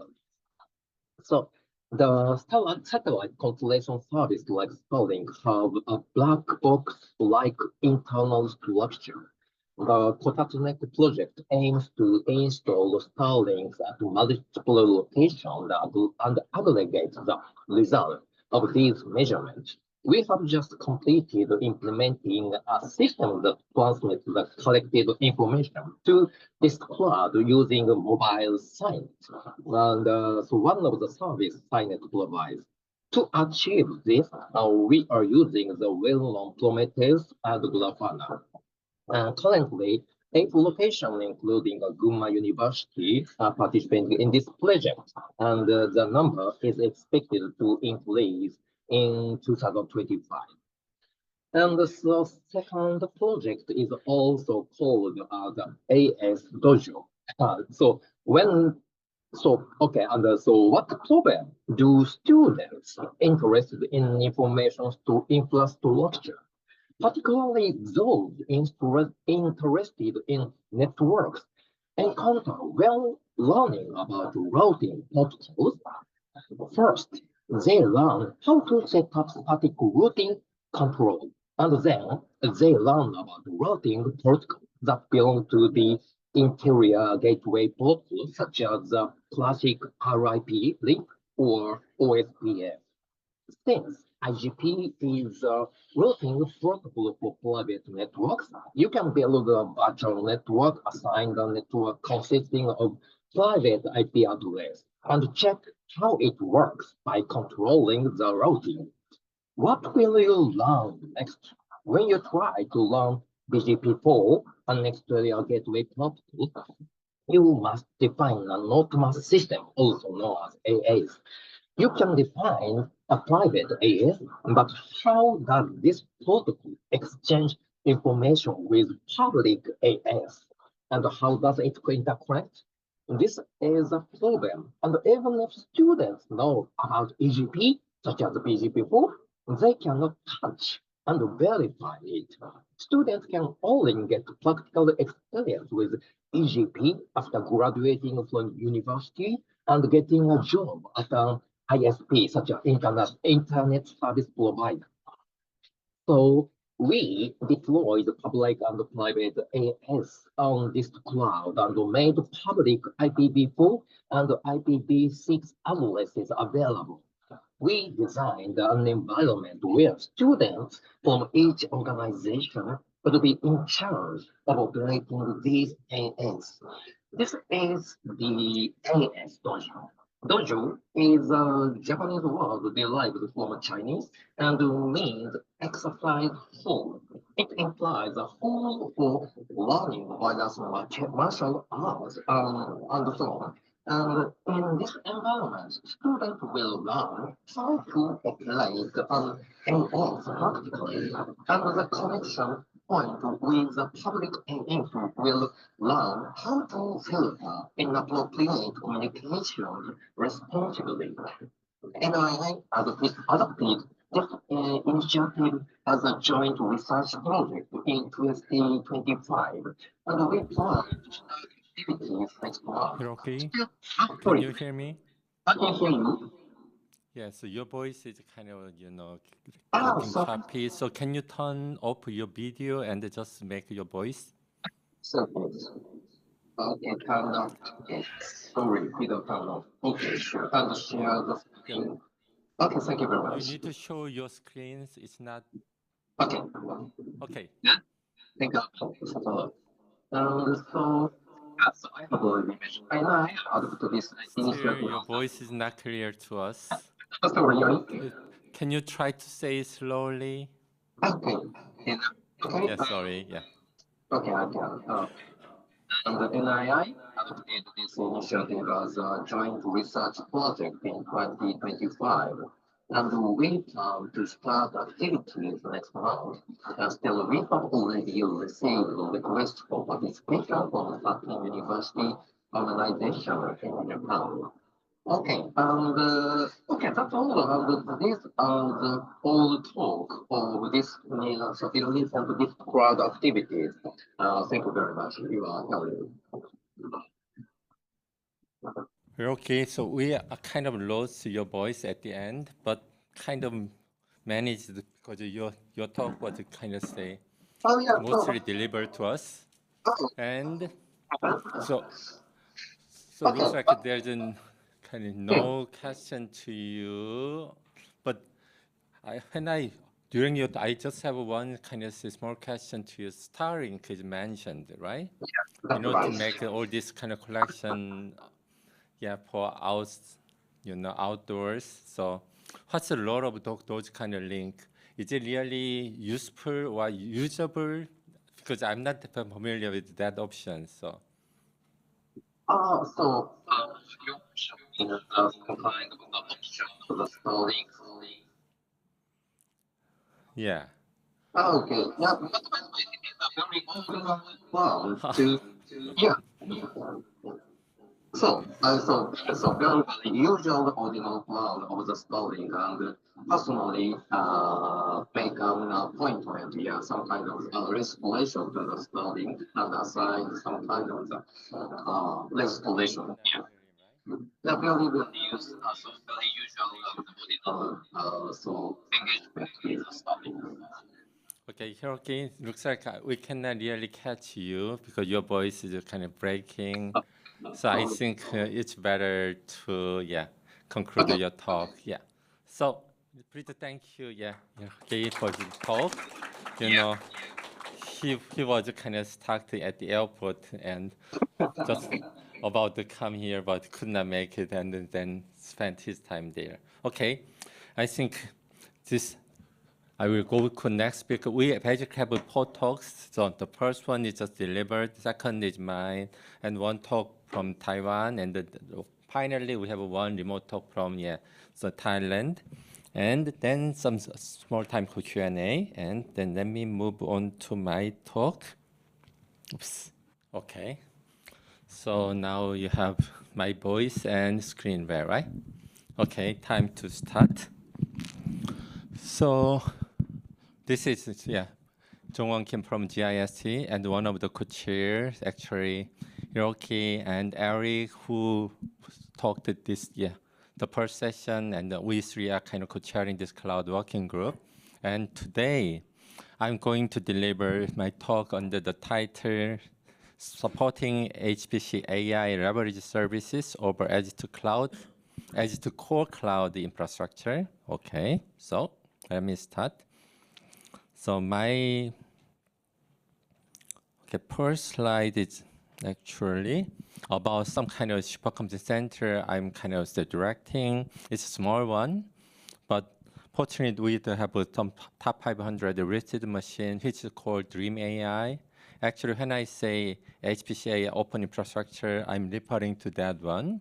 And then we are kind of saying, mission to deliver specialized service for autonomous driving, but autonomous driving R&D seems not easy for small supercomputing center to deliver. It's worldwide competition. So we are working on it, making some progress, but mostly in the side of digital twinning. That's what I can say in the first slide.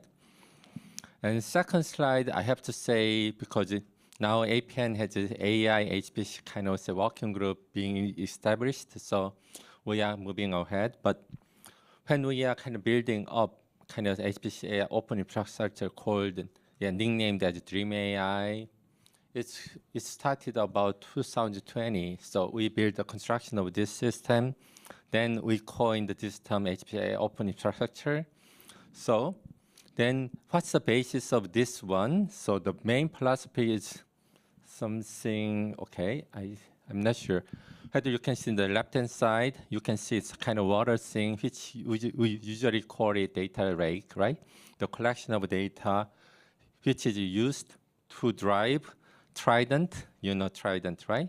You can see HPC in the left side, HPDA, the big data-based high-performance data analytics on the right-hand side. In the middle, you have AI. So this trident type of usage of some kind of common infrastructure using the data collected seems the overall trend. So then another thing in the first session, we have discussion about this physical thing or virtual machine or container, right?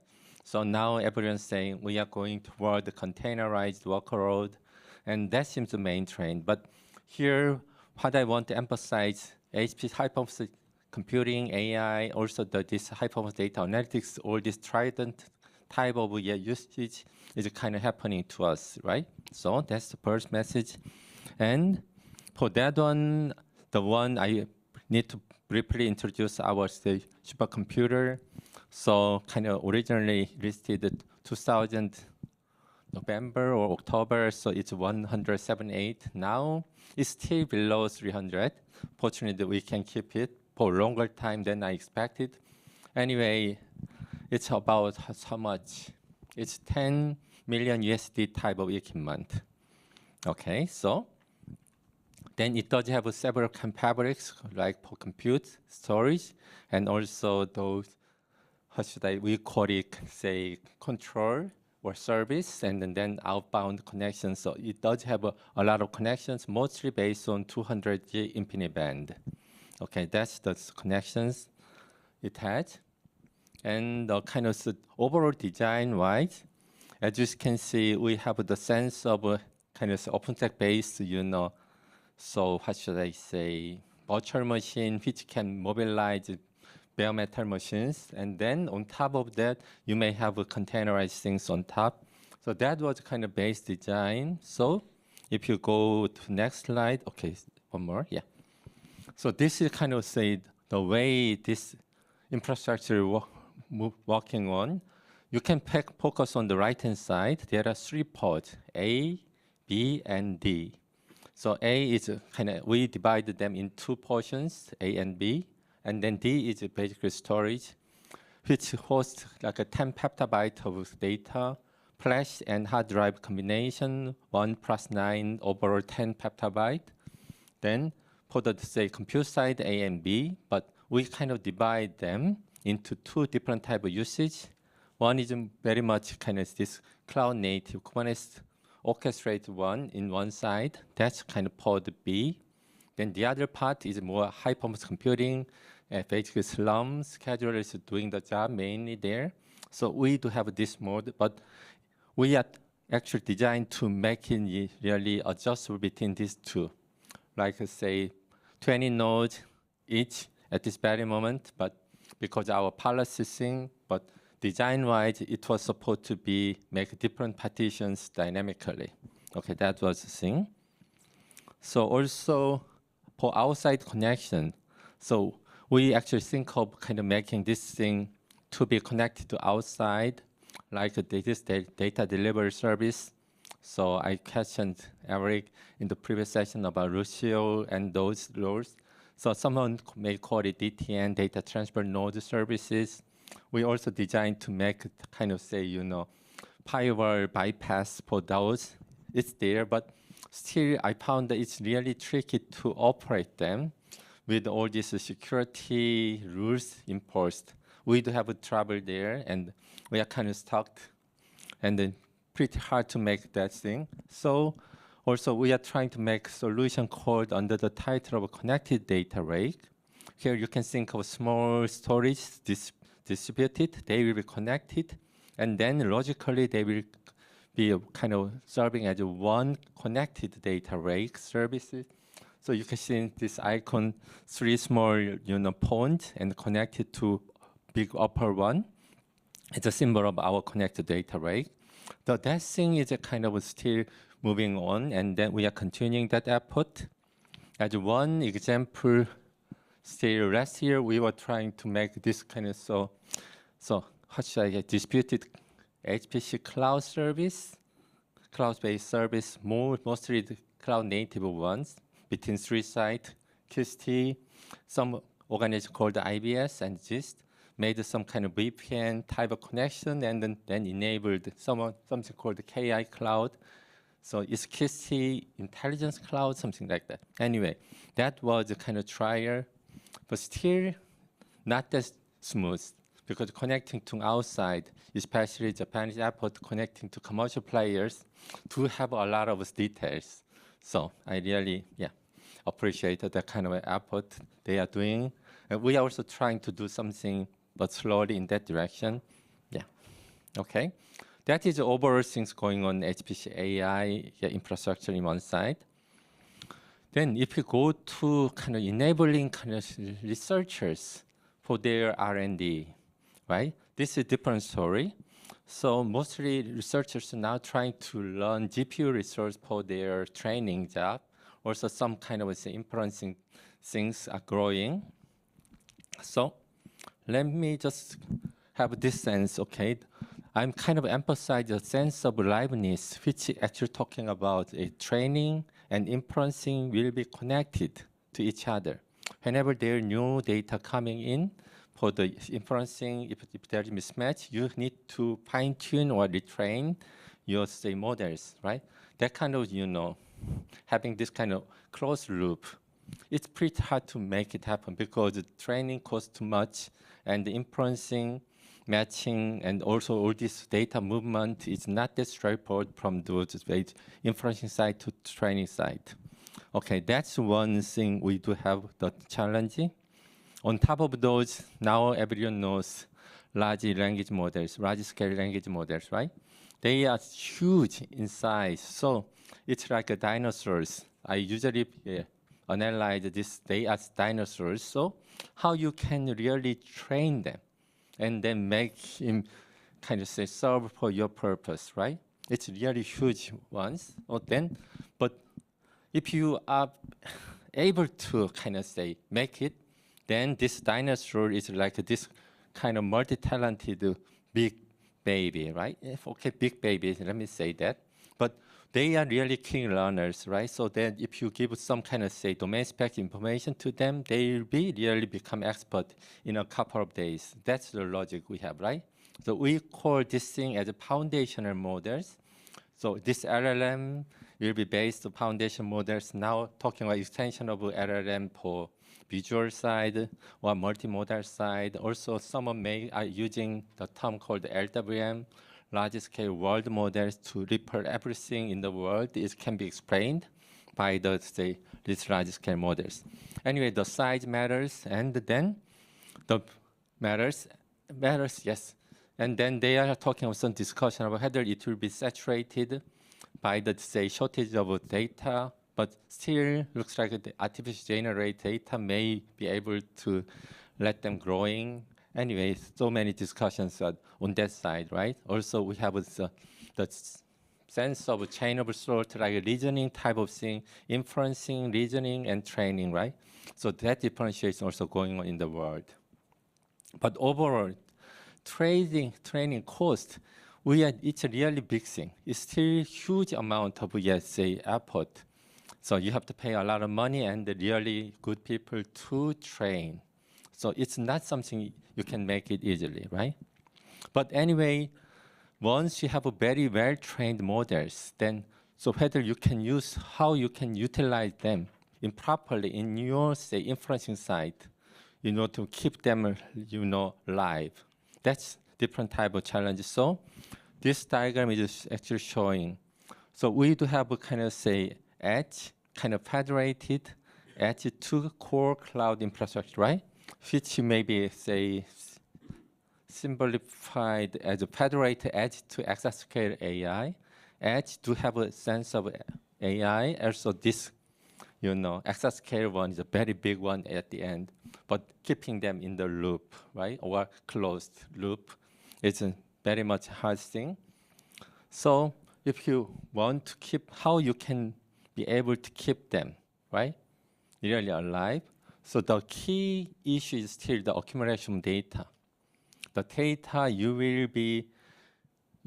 will be used for your inferencing job. You are finding this type of data you cannot, you cannot do good job on it, right? So then you will collect them. You have to use this kind of, say, data which is new to your model, right? You have to kind of fine-tune or retrain your model, right? Otherwise, your model will be outdated.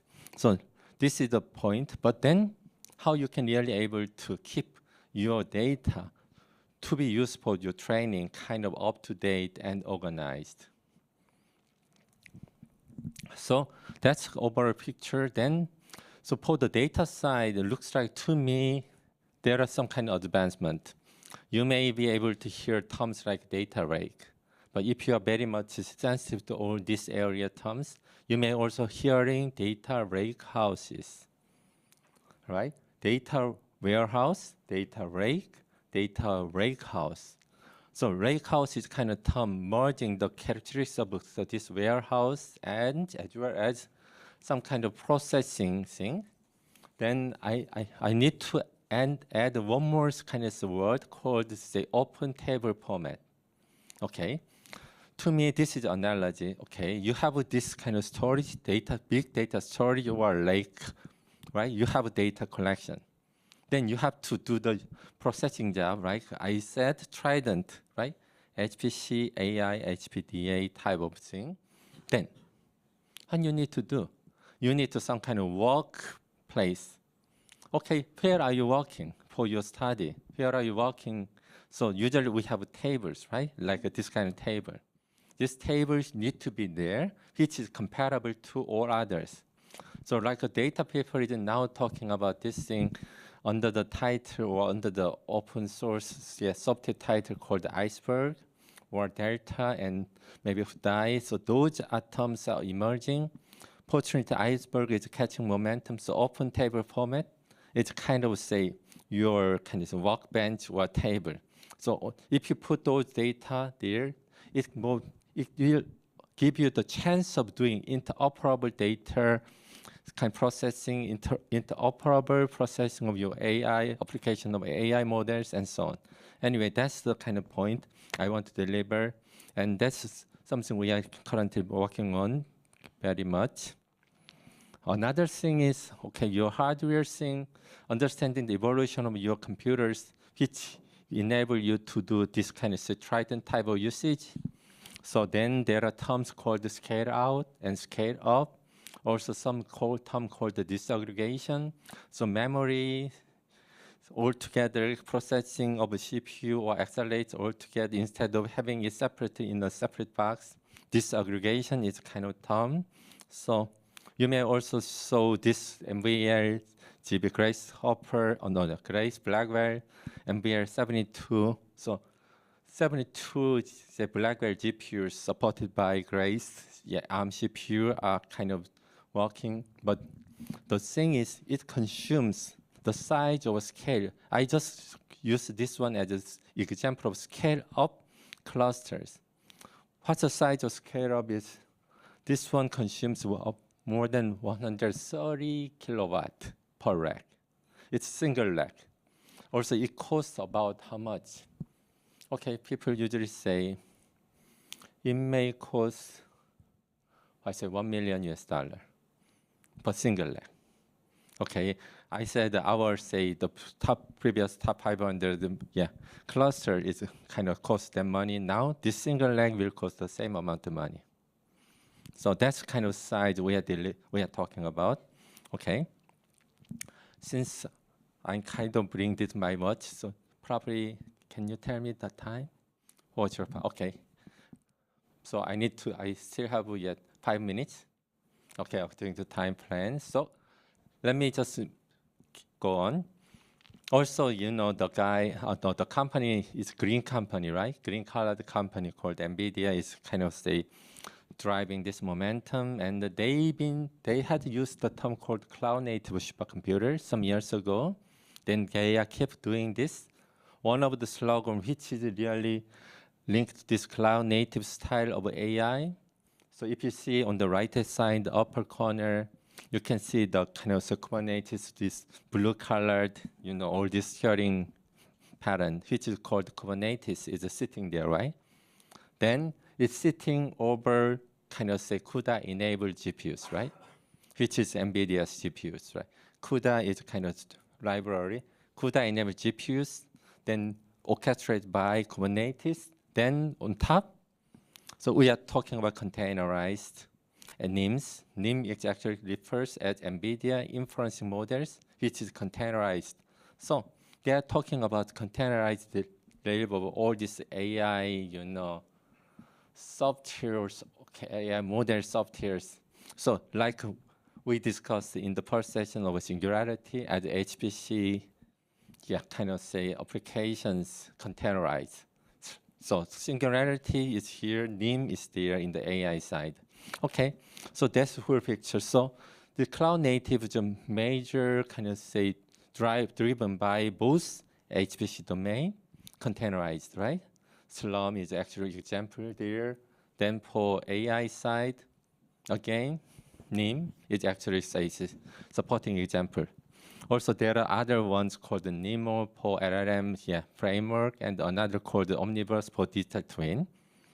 So this is the picture for the kind of commercial, accelerator company, and this is a kind of scientific domain collaboration, which do talk about open science, open data science, open science grid, and also open science data thing, and also computing, collaboration. But then the terms are slowly kind of moving. Then one terms which kind of say, which took my attention is IRI, because it's called Integrated Research Infrastructure. So all this infrastructure will be integrated together. Then there are kind of new addition to this. This is mostly about data thing, mostly, but there's not really mention of something. Okay, we do know supercomputing centers, right? But we know that they do support storage for some level, but there's no separate facility kind of dedicated for data, which is called the high-performance data facility.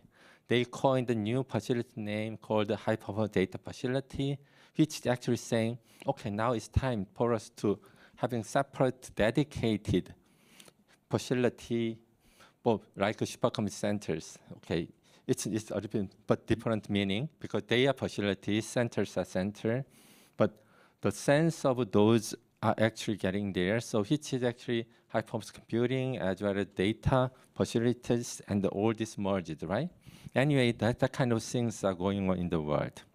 So the sense is there for all this effort converging, right? And one final part of our say view, because since our supercomputing centers is a kind of say autonomous driving and digital twin, so we have to think of this twin aspect more than others. So under the title of digital twin, okay, everything in the real world, and the other side is digital twin, right? So it's like a CPS. We use the term cyber and physical. Now we are using the different term physical and digital twin. And so, but what it really tries to do is try to kind of mimic or mirror what's existing in the world, and then make them really observable through monitoring, and then it will be led to MNS, modeling and simulation. But this time, MNS, usually HPC domain, we use kind of very much, so what should I say, approximation-driven modeling and simulation. But now data-intensive modeling and simulation will cover that role. So that will become federated autonomous. So the sense of this digital twin as a kind of umbrella viewpoint for all these changes may be useful, say angle. So I want to promote that concept to you. And so here, so digital twin, which is kind of exact solution will you follow? Then still the green company called NVIDIA is pushing something called OpenUSD. Then they have packaged something called Omniverse. Okay, looks like that was promising. So we adopted that line and trying to mimic some kind of existing space. Really, in our case, our graduate school buildings are covered by them, and which does have a supercomputer inside. And then the other side, we have problems called whether we can make these data collections to kind of precise mimic, so kind of past to present, without losing any moment, right? That's a challenge we are trying to address. So that is which I calling data accumulation challenge. Then which will be all metadata kind of tagged one. That is something. USD all metadata tagged will be accumulated, then will be processed by this Trident style, say, clusters, which has support of this kind of twin lake house. Okay, that's something we are trying to build. And so we are kind of ongoing that. So now it's about 2 years now, but still continuing to make more progress, but gaining some momentum. And so this may grow with some bigger facility called AI complex, still under construction opportunity to next to our campus that will be linked together to support our this data twin kind of motivated integration of things. So how we can support HPC-AI services with this common open infrastructure, this kind of viewpoint I have. So I think I should stop here. Probably I just went over a little bit minutes. So if there's any one short question I can answer, and I can answer all other remaining after the meeting. So, okay. So thank you for listening. Okay, is there any short question to me? Looks like, yeah. I made everyone become silent. So we'll move ahead our third speaker from Taiwan. Yeah. Okay. Okay, and I'm going to presenting this topic toward the virtualized SD-WAN background progress in developing Softwarized BGP testbed. And my professor, Bangwei Cai, is intending to be here today, but due to some personal reason, he cannot unable to attend. So I'm standing in here for delivering this presentation for him. And in recent years, the information and cybersecurity have played an important role in our network environment. While the recent change has the significant impact for the network research and education, and especially for the internet information ones. And for the network researcher who wants to build a network environment, they need to unlimited network environment to satisfy their purpose. And there is some challenging when the network researcher they want to build a network environment. The first one is the simulator cannot fully replace the physical deployment practice, and the simulator cannot mimic the physical layer on the internet, and they can mimic some of the high throughput interface. And the second one is the emergence of the excessive security first mindset, because in our university, the security first mindset is the KPI for our university. And the score firewall rejects all incoming traffic by default, because if you block all the traffic by default, you will get a very nice security in your network. And the next is that when we use the network monitoring toolkits like Persona or Smallpin, and this toolkit might be prohibited because they will send the problem packet in your network. And when the IT department receives the problem packet, and they will trigger the firewall in the IT department, and they will send an email to you, say you must to remove it. I don't want to trigger the firewall rule. Okay. And the next challenge is that maybe one day a new independent network might emerge, and offering the network researcher to get an unlimited environment for layer to use. However, but I present, what can we do now if we want to build a network environment? Maybe you want to use a network simulator like FNG or the GNS3, or ask your OP to set a open port for your network environment, but that is not a long-term solution. Or you can become a head of your computer center in school, but I think that is the difficult one in these options. Or the last option is that we can build a low-cost and essential network testbed by ourselves. And let me introduce to our BGP testbed. And this is the facilities cross-site in the NCHC in our Taiwan, Tainan. And because the site is the photography prohibited, so this picture is copied from the news. And you can see at the right of the blue box inside, this is our rack. And beside the picture, there is our rack topology. And there is another extension site in our lab, and it is maintained by our lab member. And as you see, there is a 2 rack, and is maintained by our students in our laboratory. And the rack is for the teaching and training purpose. And there is also another extension site in National Central University.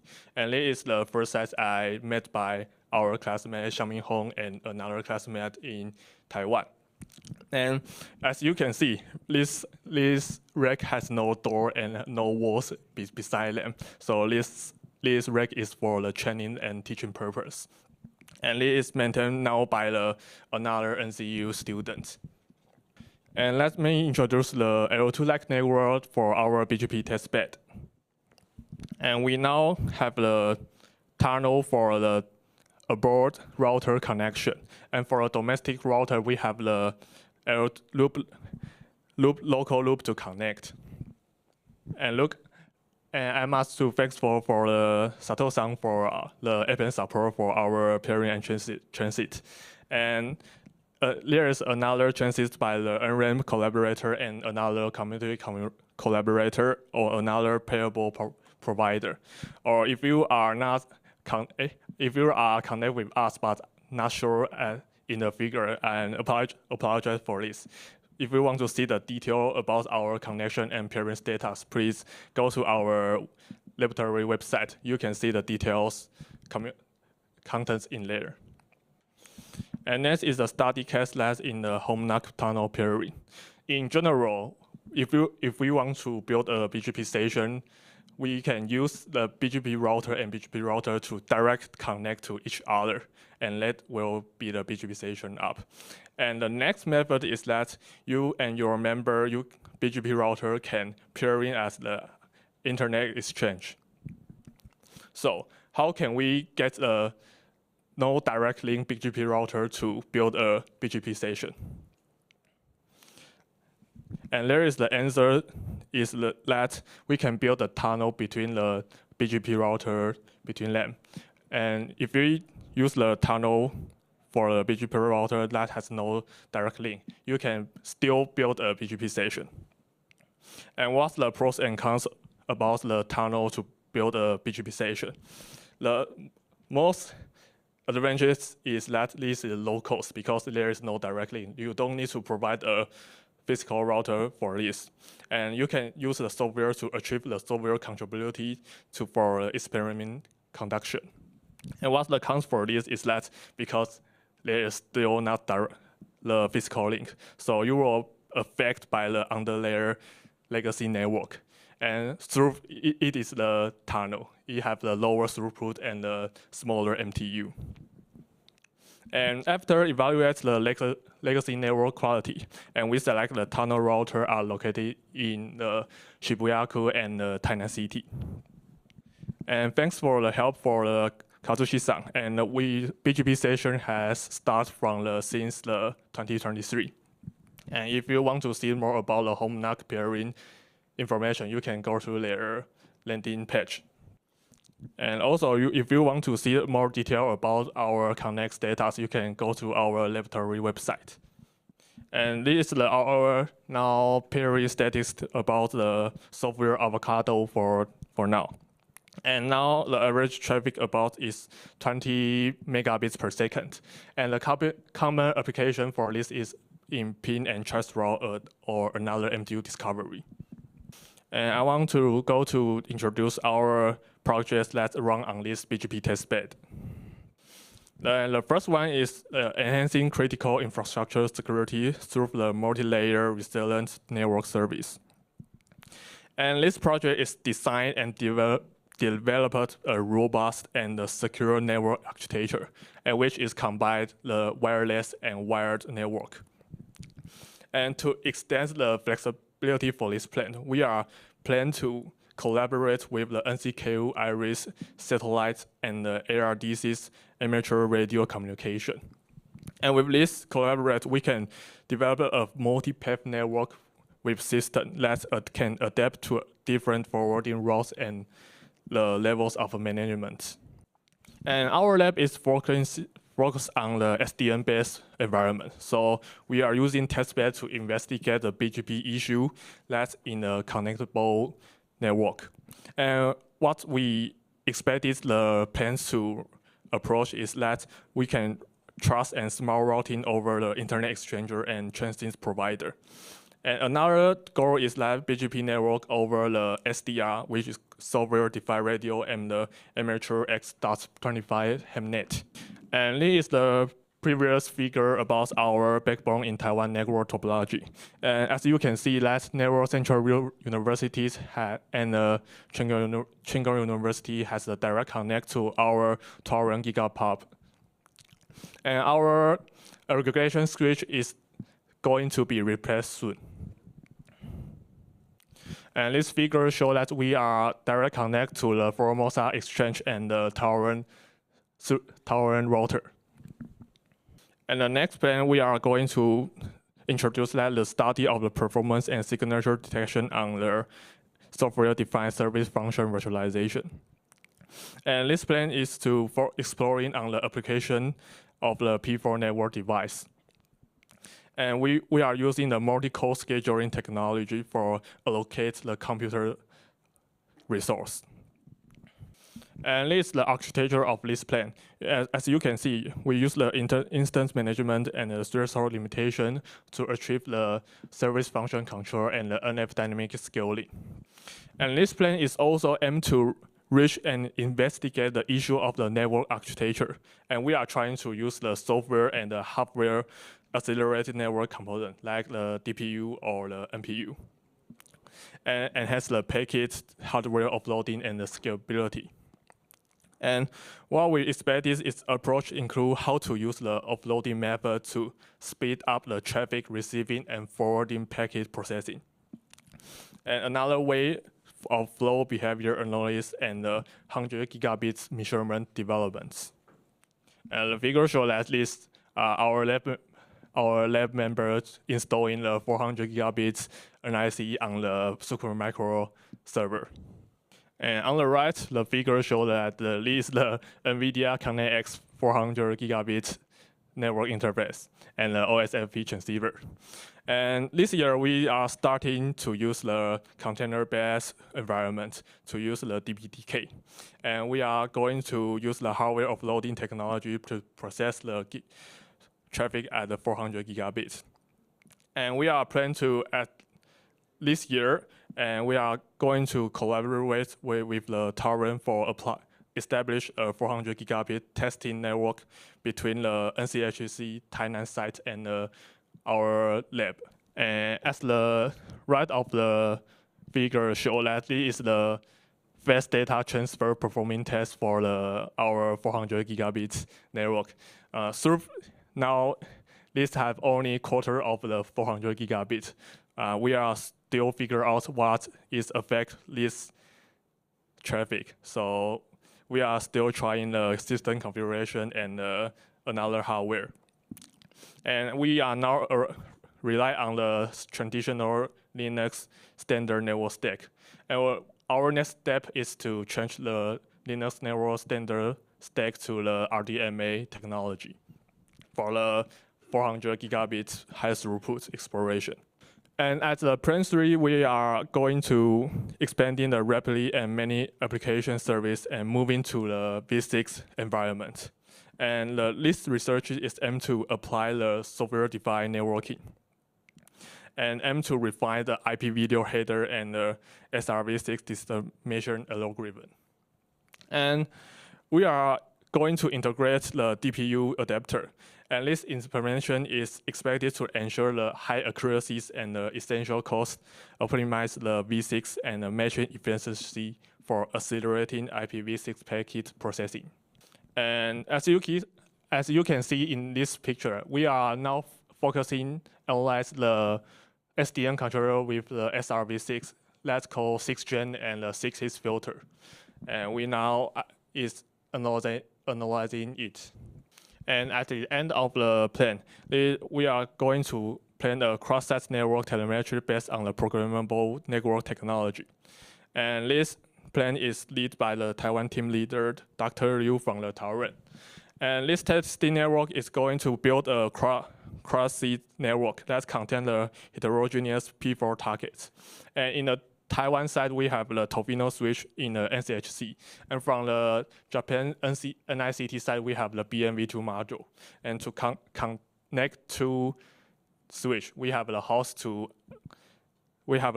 connect the switch and to telemetry them. And this is the architecture for the Taiwan side. We use the fiber to connect the 100 gigabit switch from the different rack. And we use the transceiver to connect the dual server cluster.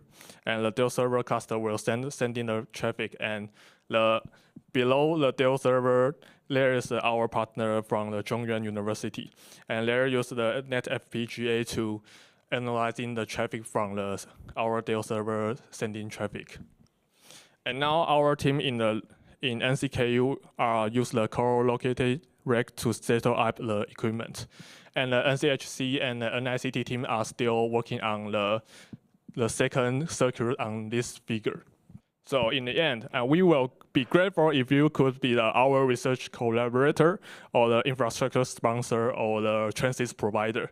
So if you are interested about our BGP testbed, you can drop an email for this email or just contact with me after this session.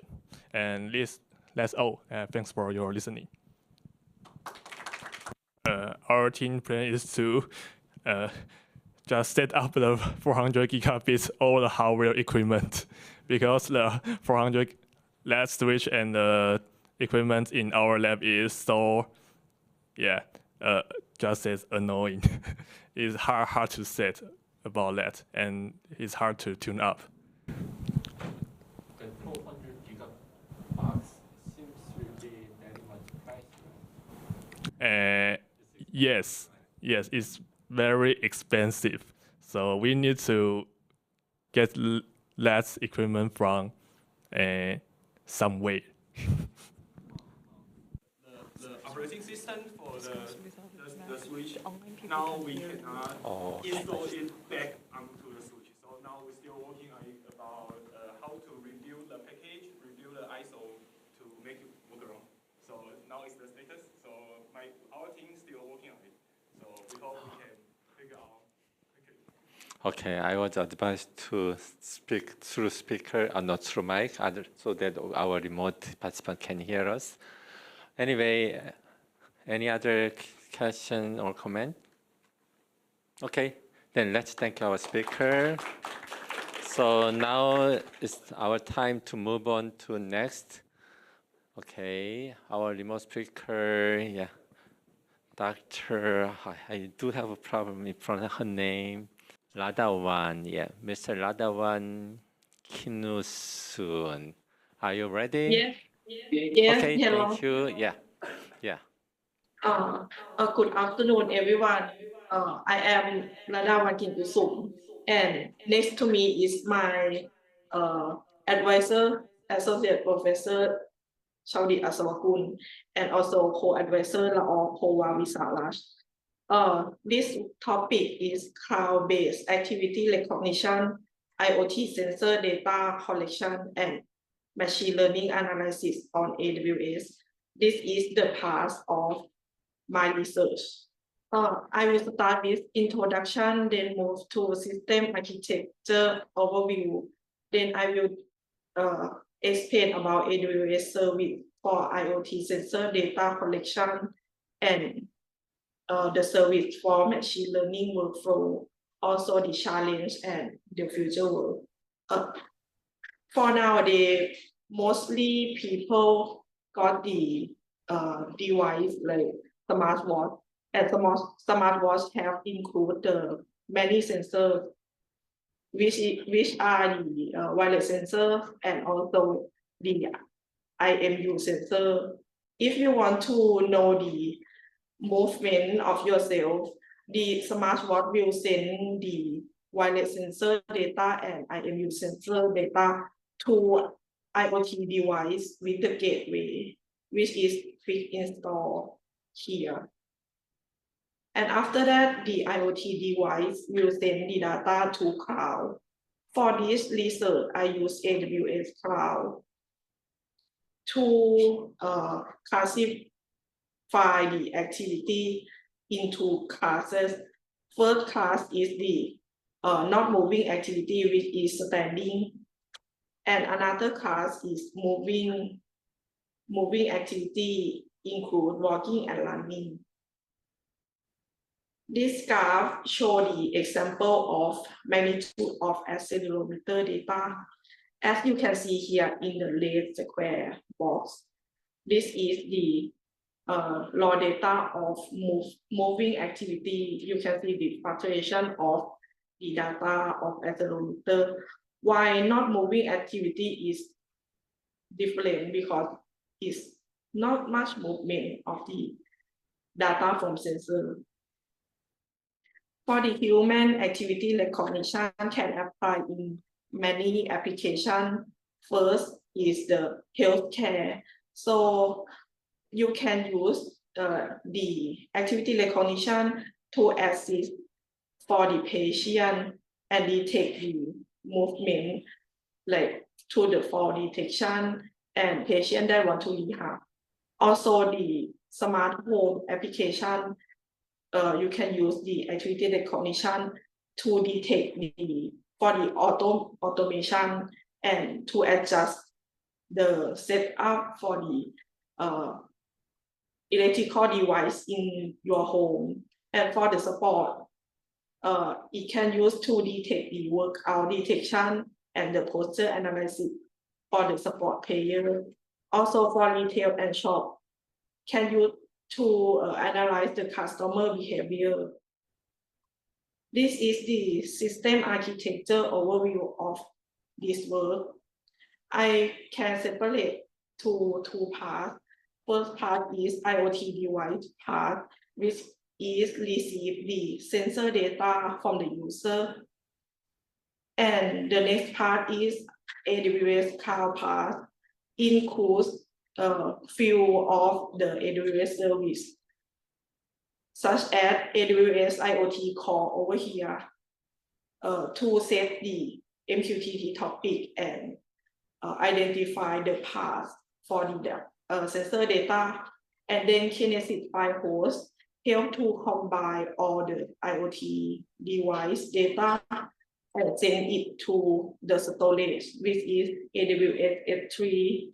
And after that, after I got the model, I will deploy the model and use Lambda to inference for the machine learning model. I will start with the first step for the IoT device. First of all, as you can see over here, IoT device have to know the path that it can send the data to AWS Cloud, and it needs some kind of keys and certificate. First of all, you have to register this IoT device at AWS IoT Core and upload the certificate and keys to make it trustable device for the AWS Cloud. This is the example of the registration screenshot. First is device certificate. This certificate used to authenticate the IoT device with AWS IoT Core. And at device, it needs the private key, which is the secret key that's stored in device to authenticate the device securely, while public key is on AWS side.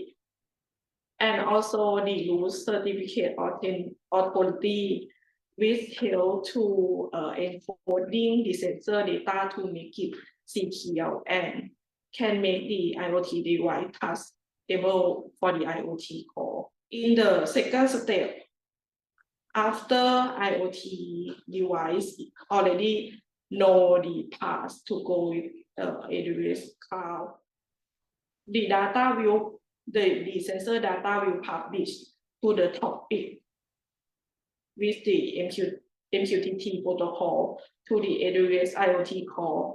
And this is the common style of AWS broker address and port that I use here.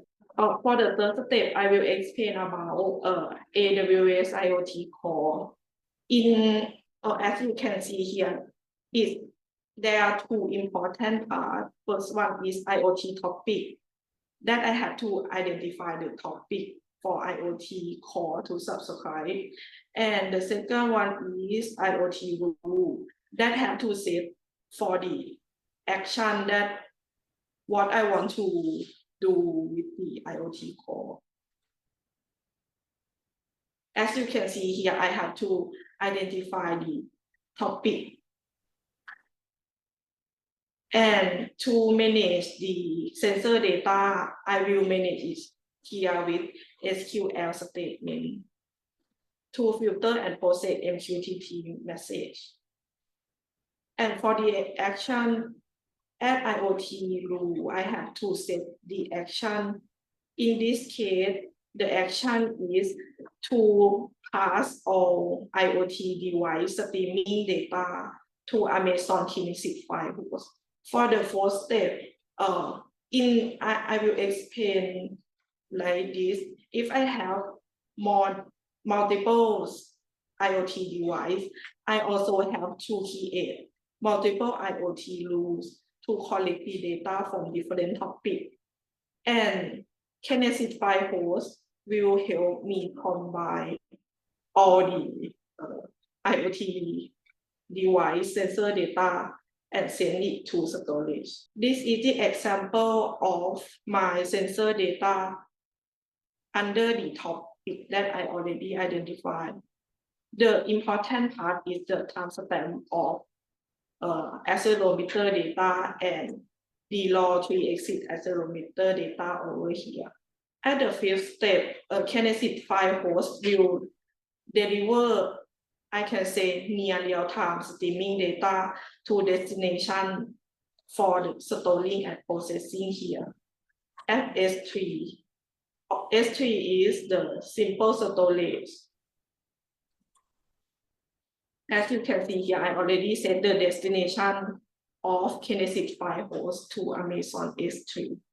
For the sixth step, for now I have to download the data that include the movement and not movement activity data of many participants with the label to my local machine, and I have to train and test on my local machine to find the best model with the best hyperparameters.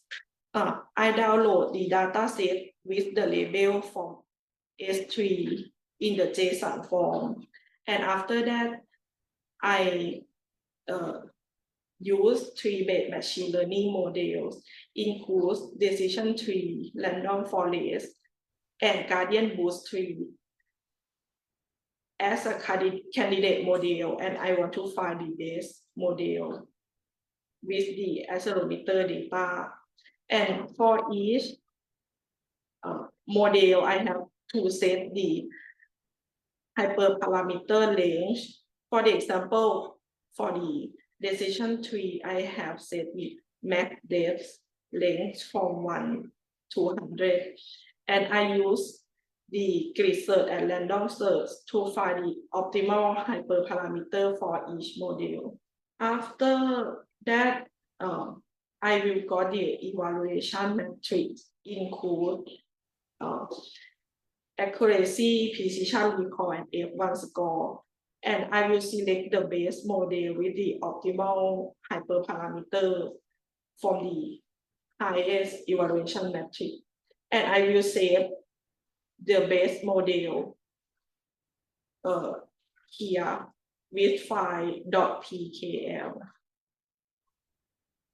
And after that, I have to manually upload the base model file back to S3 and to deploy the model, the best performing model with optimal hyperparameters. I will use AWS Lambda to classify activity recognition for incoming real-time data, and the output that I will got is the predicted activity level, which is moving or not moving activity, and those predicted level will upload back to S3 as well. For the challenges and consideration of this work, since I use AWS free tier, which is the free AWS service with the limit of 12 months, each service, such as AWS IoT Core, Kinesis File Host, S3, and Lambda, also have the limited data of usage, as I show here. And if you have the many IoT device, it may affect with the cost. So the suggestion is maybe you can do the edge processing, pre-processing sensor data on device if it can to limit the cloud data transfer, or use the batch processing at AWS Lambda instead of real-time data to reduce the request over here. And this is the suggestion for future work and improvement.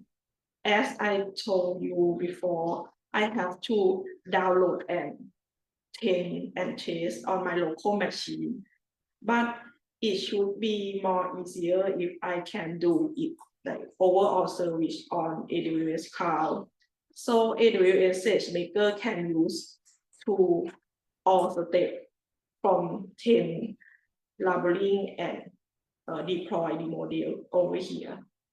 To compare the performance, computer power of the local machine will limit with the CPU and GPU, while AWS SageMaker is scalability, and you can select any kind of CPU and GPU over here.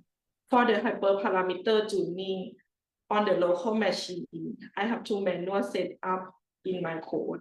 But for AWS SageMaker, I can use SageMaker automatic model tuning.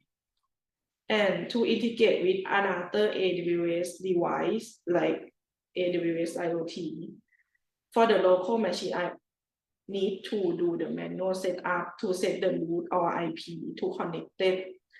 But for the SageMaker, it's very easily and seamless.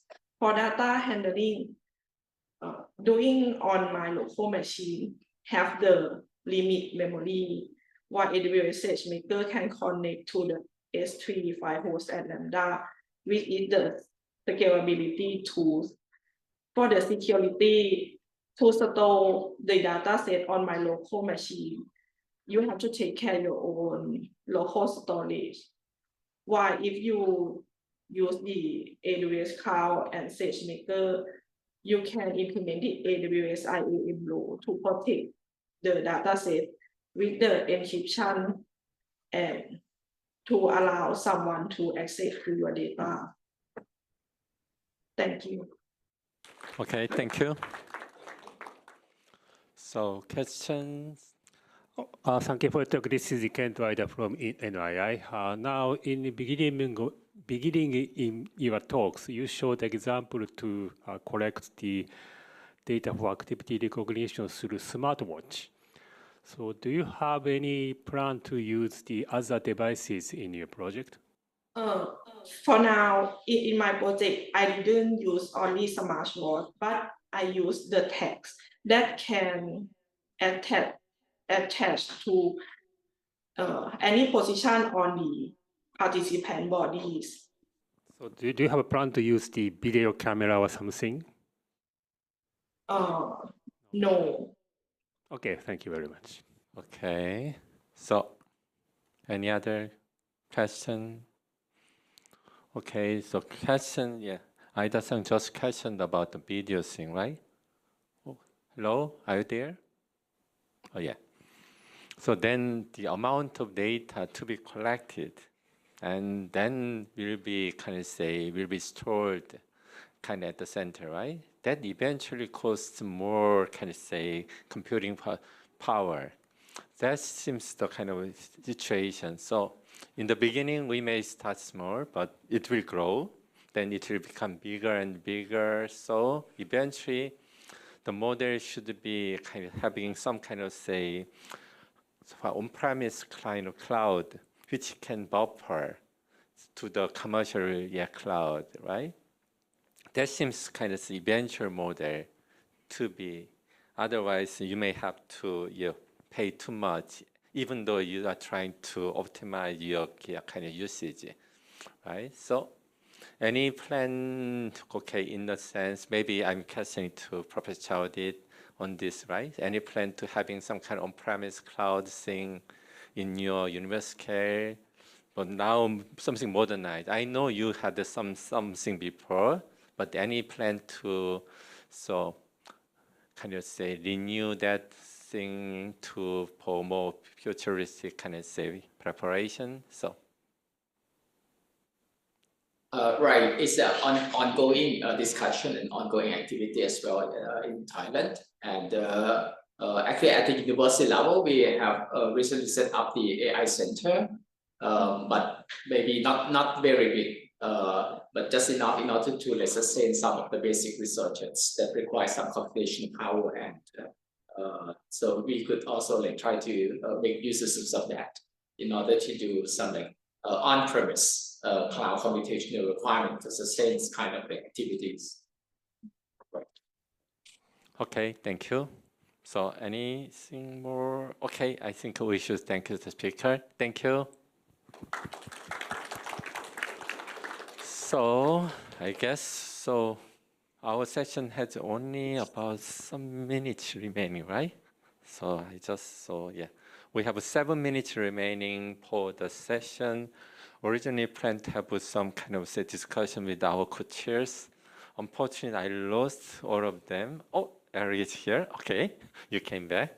So, but Hiroki was still at the airport and cannot make it. So anyway, Cloud Working Group has been existing now about 10, no, it's not 10, right?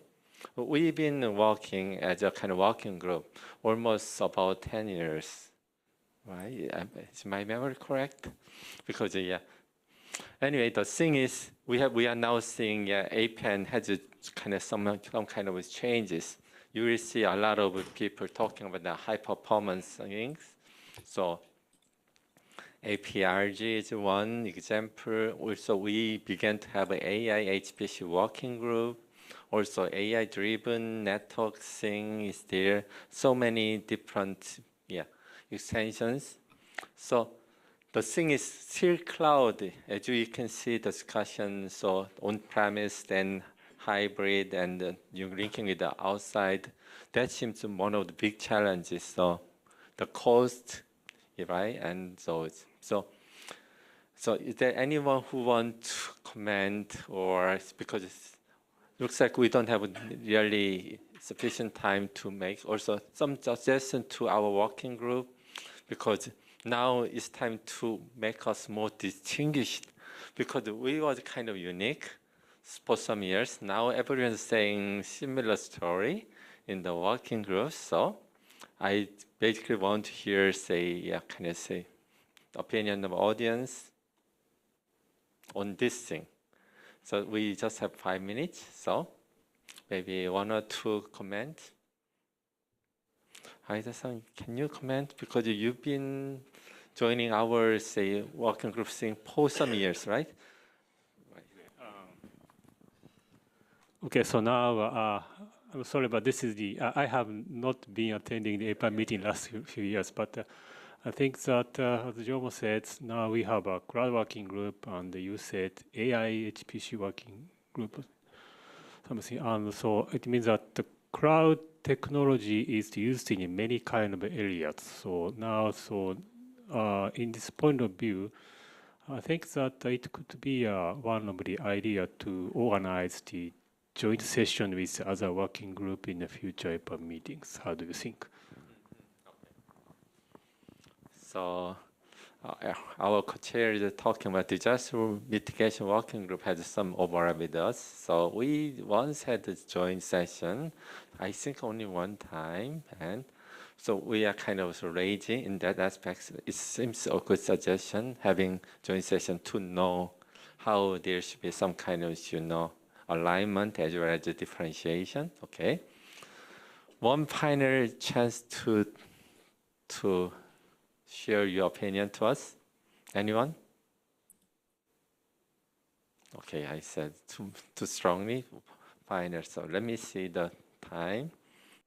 Okay, we have 3 more minutes, but I don't need to spend till the last minute. So I guess this seems good for us. So as I said, we are kind of learning about 10 years now. We need to have a sense of making us more distinguished. Okay, right? So we are open for comments on this aspect and hope to have some more focused effort from next meeting. So thank you everyone for attending our session, and I think we are kind of going to the end, right, of this APAN meeting. So hope you guys have a safe return, and then we'll see you next time. Yeah, thank you.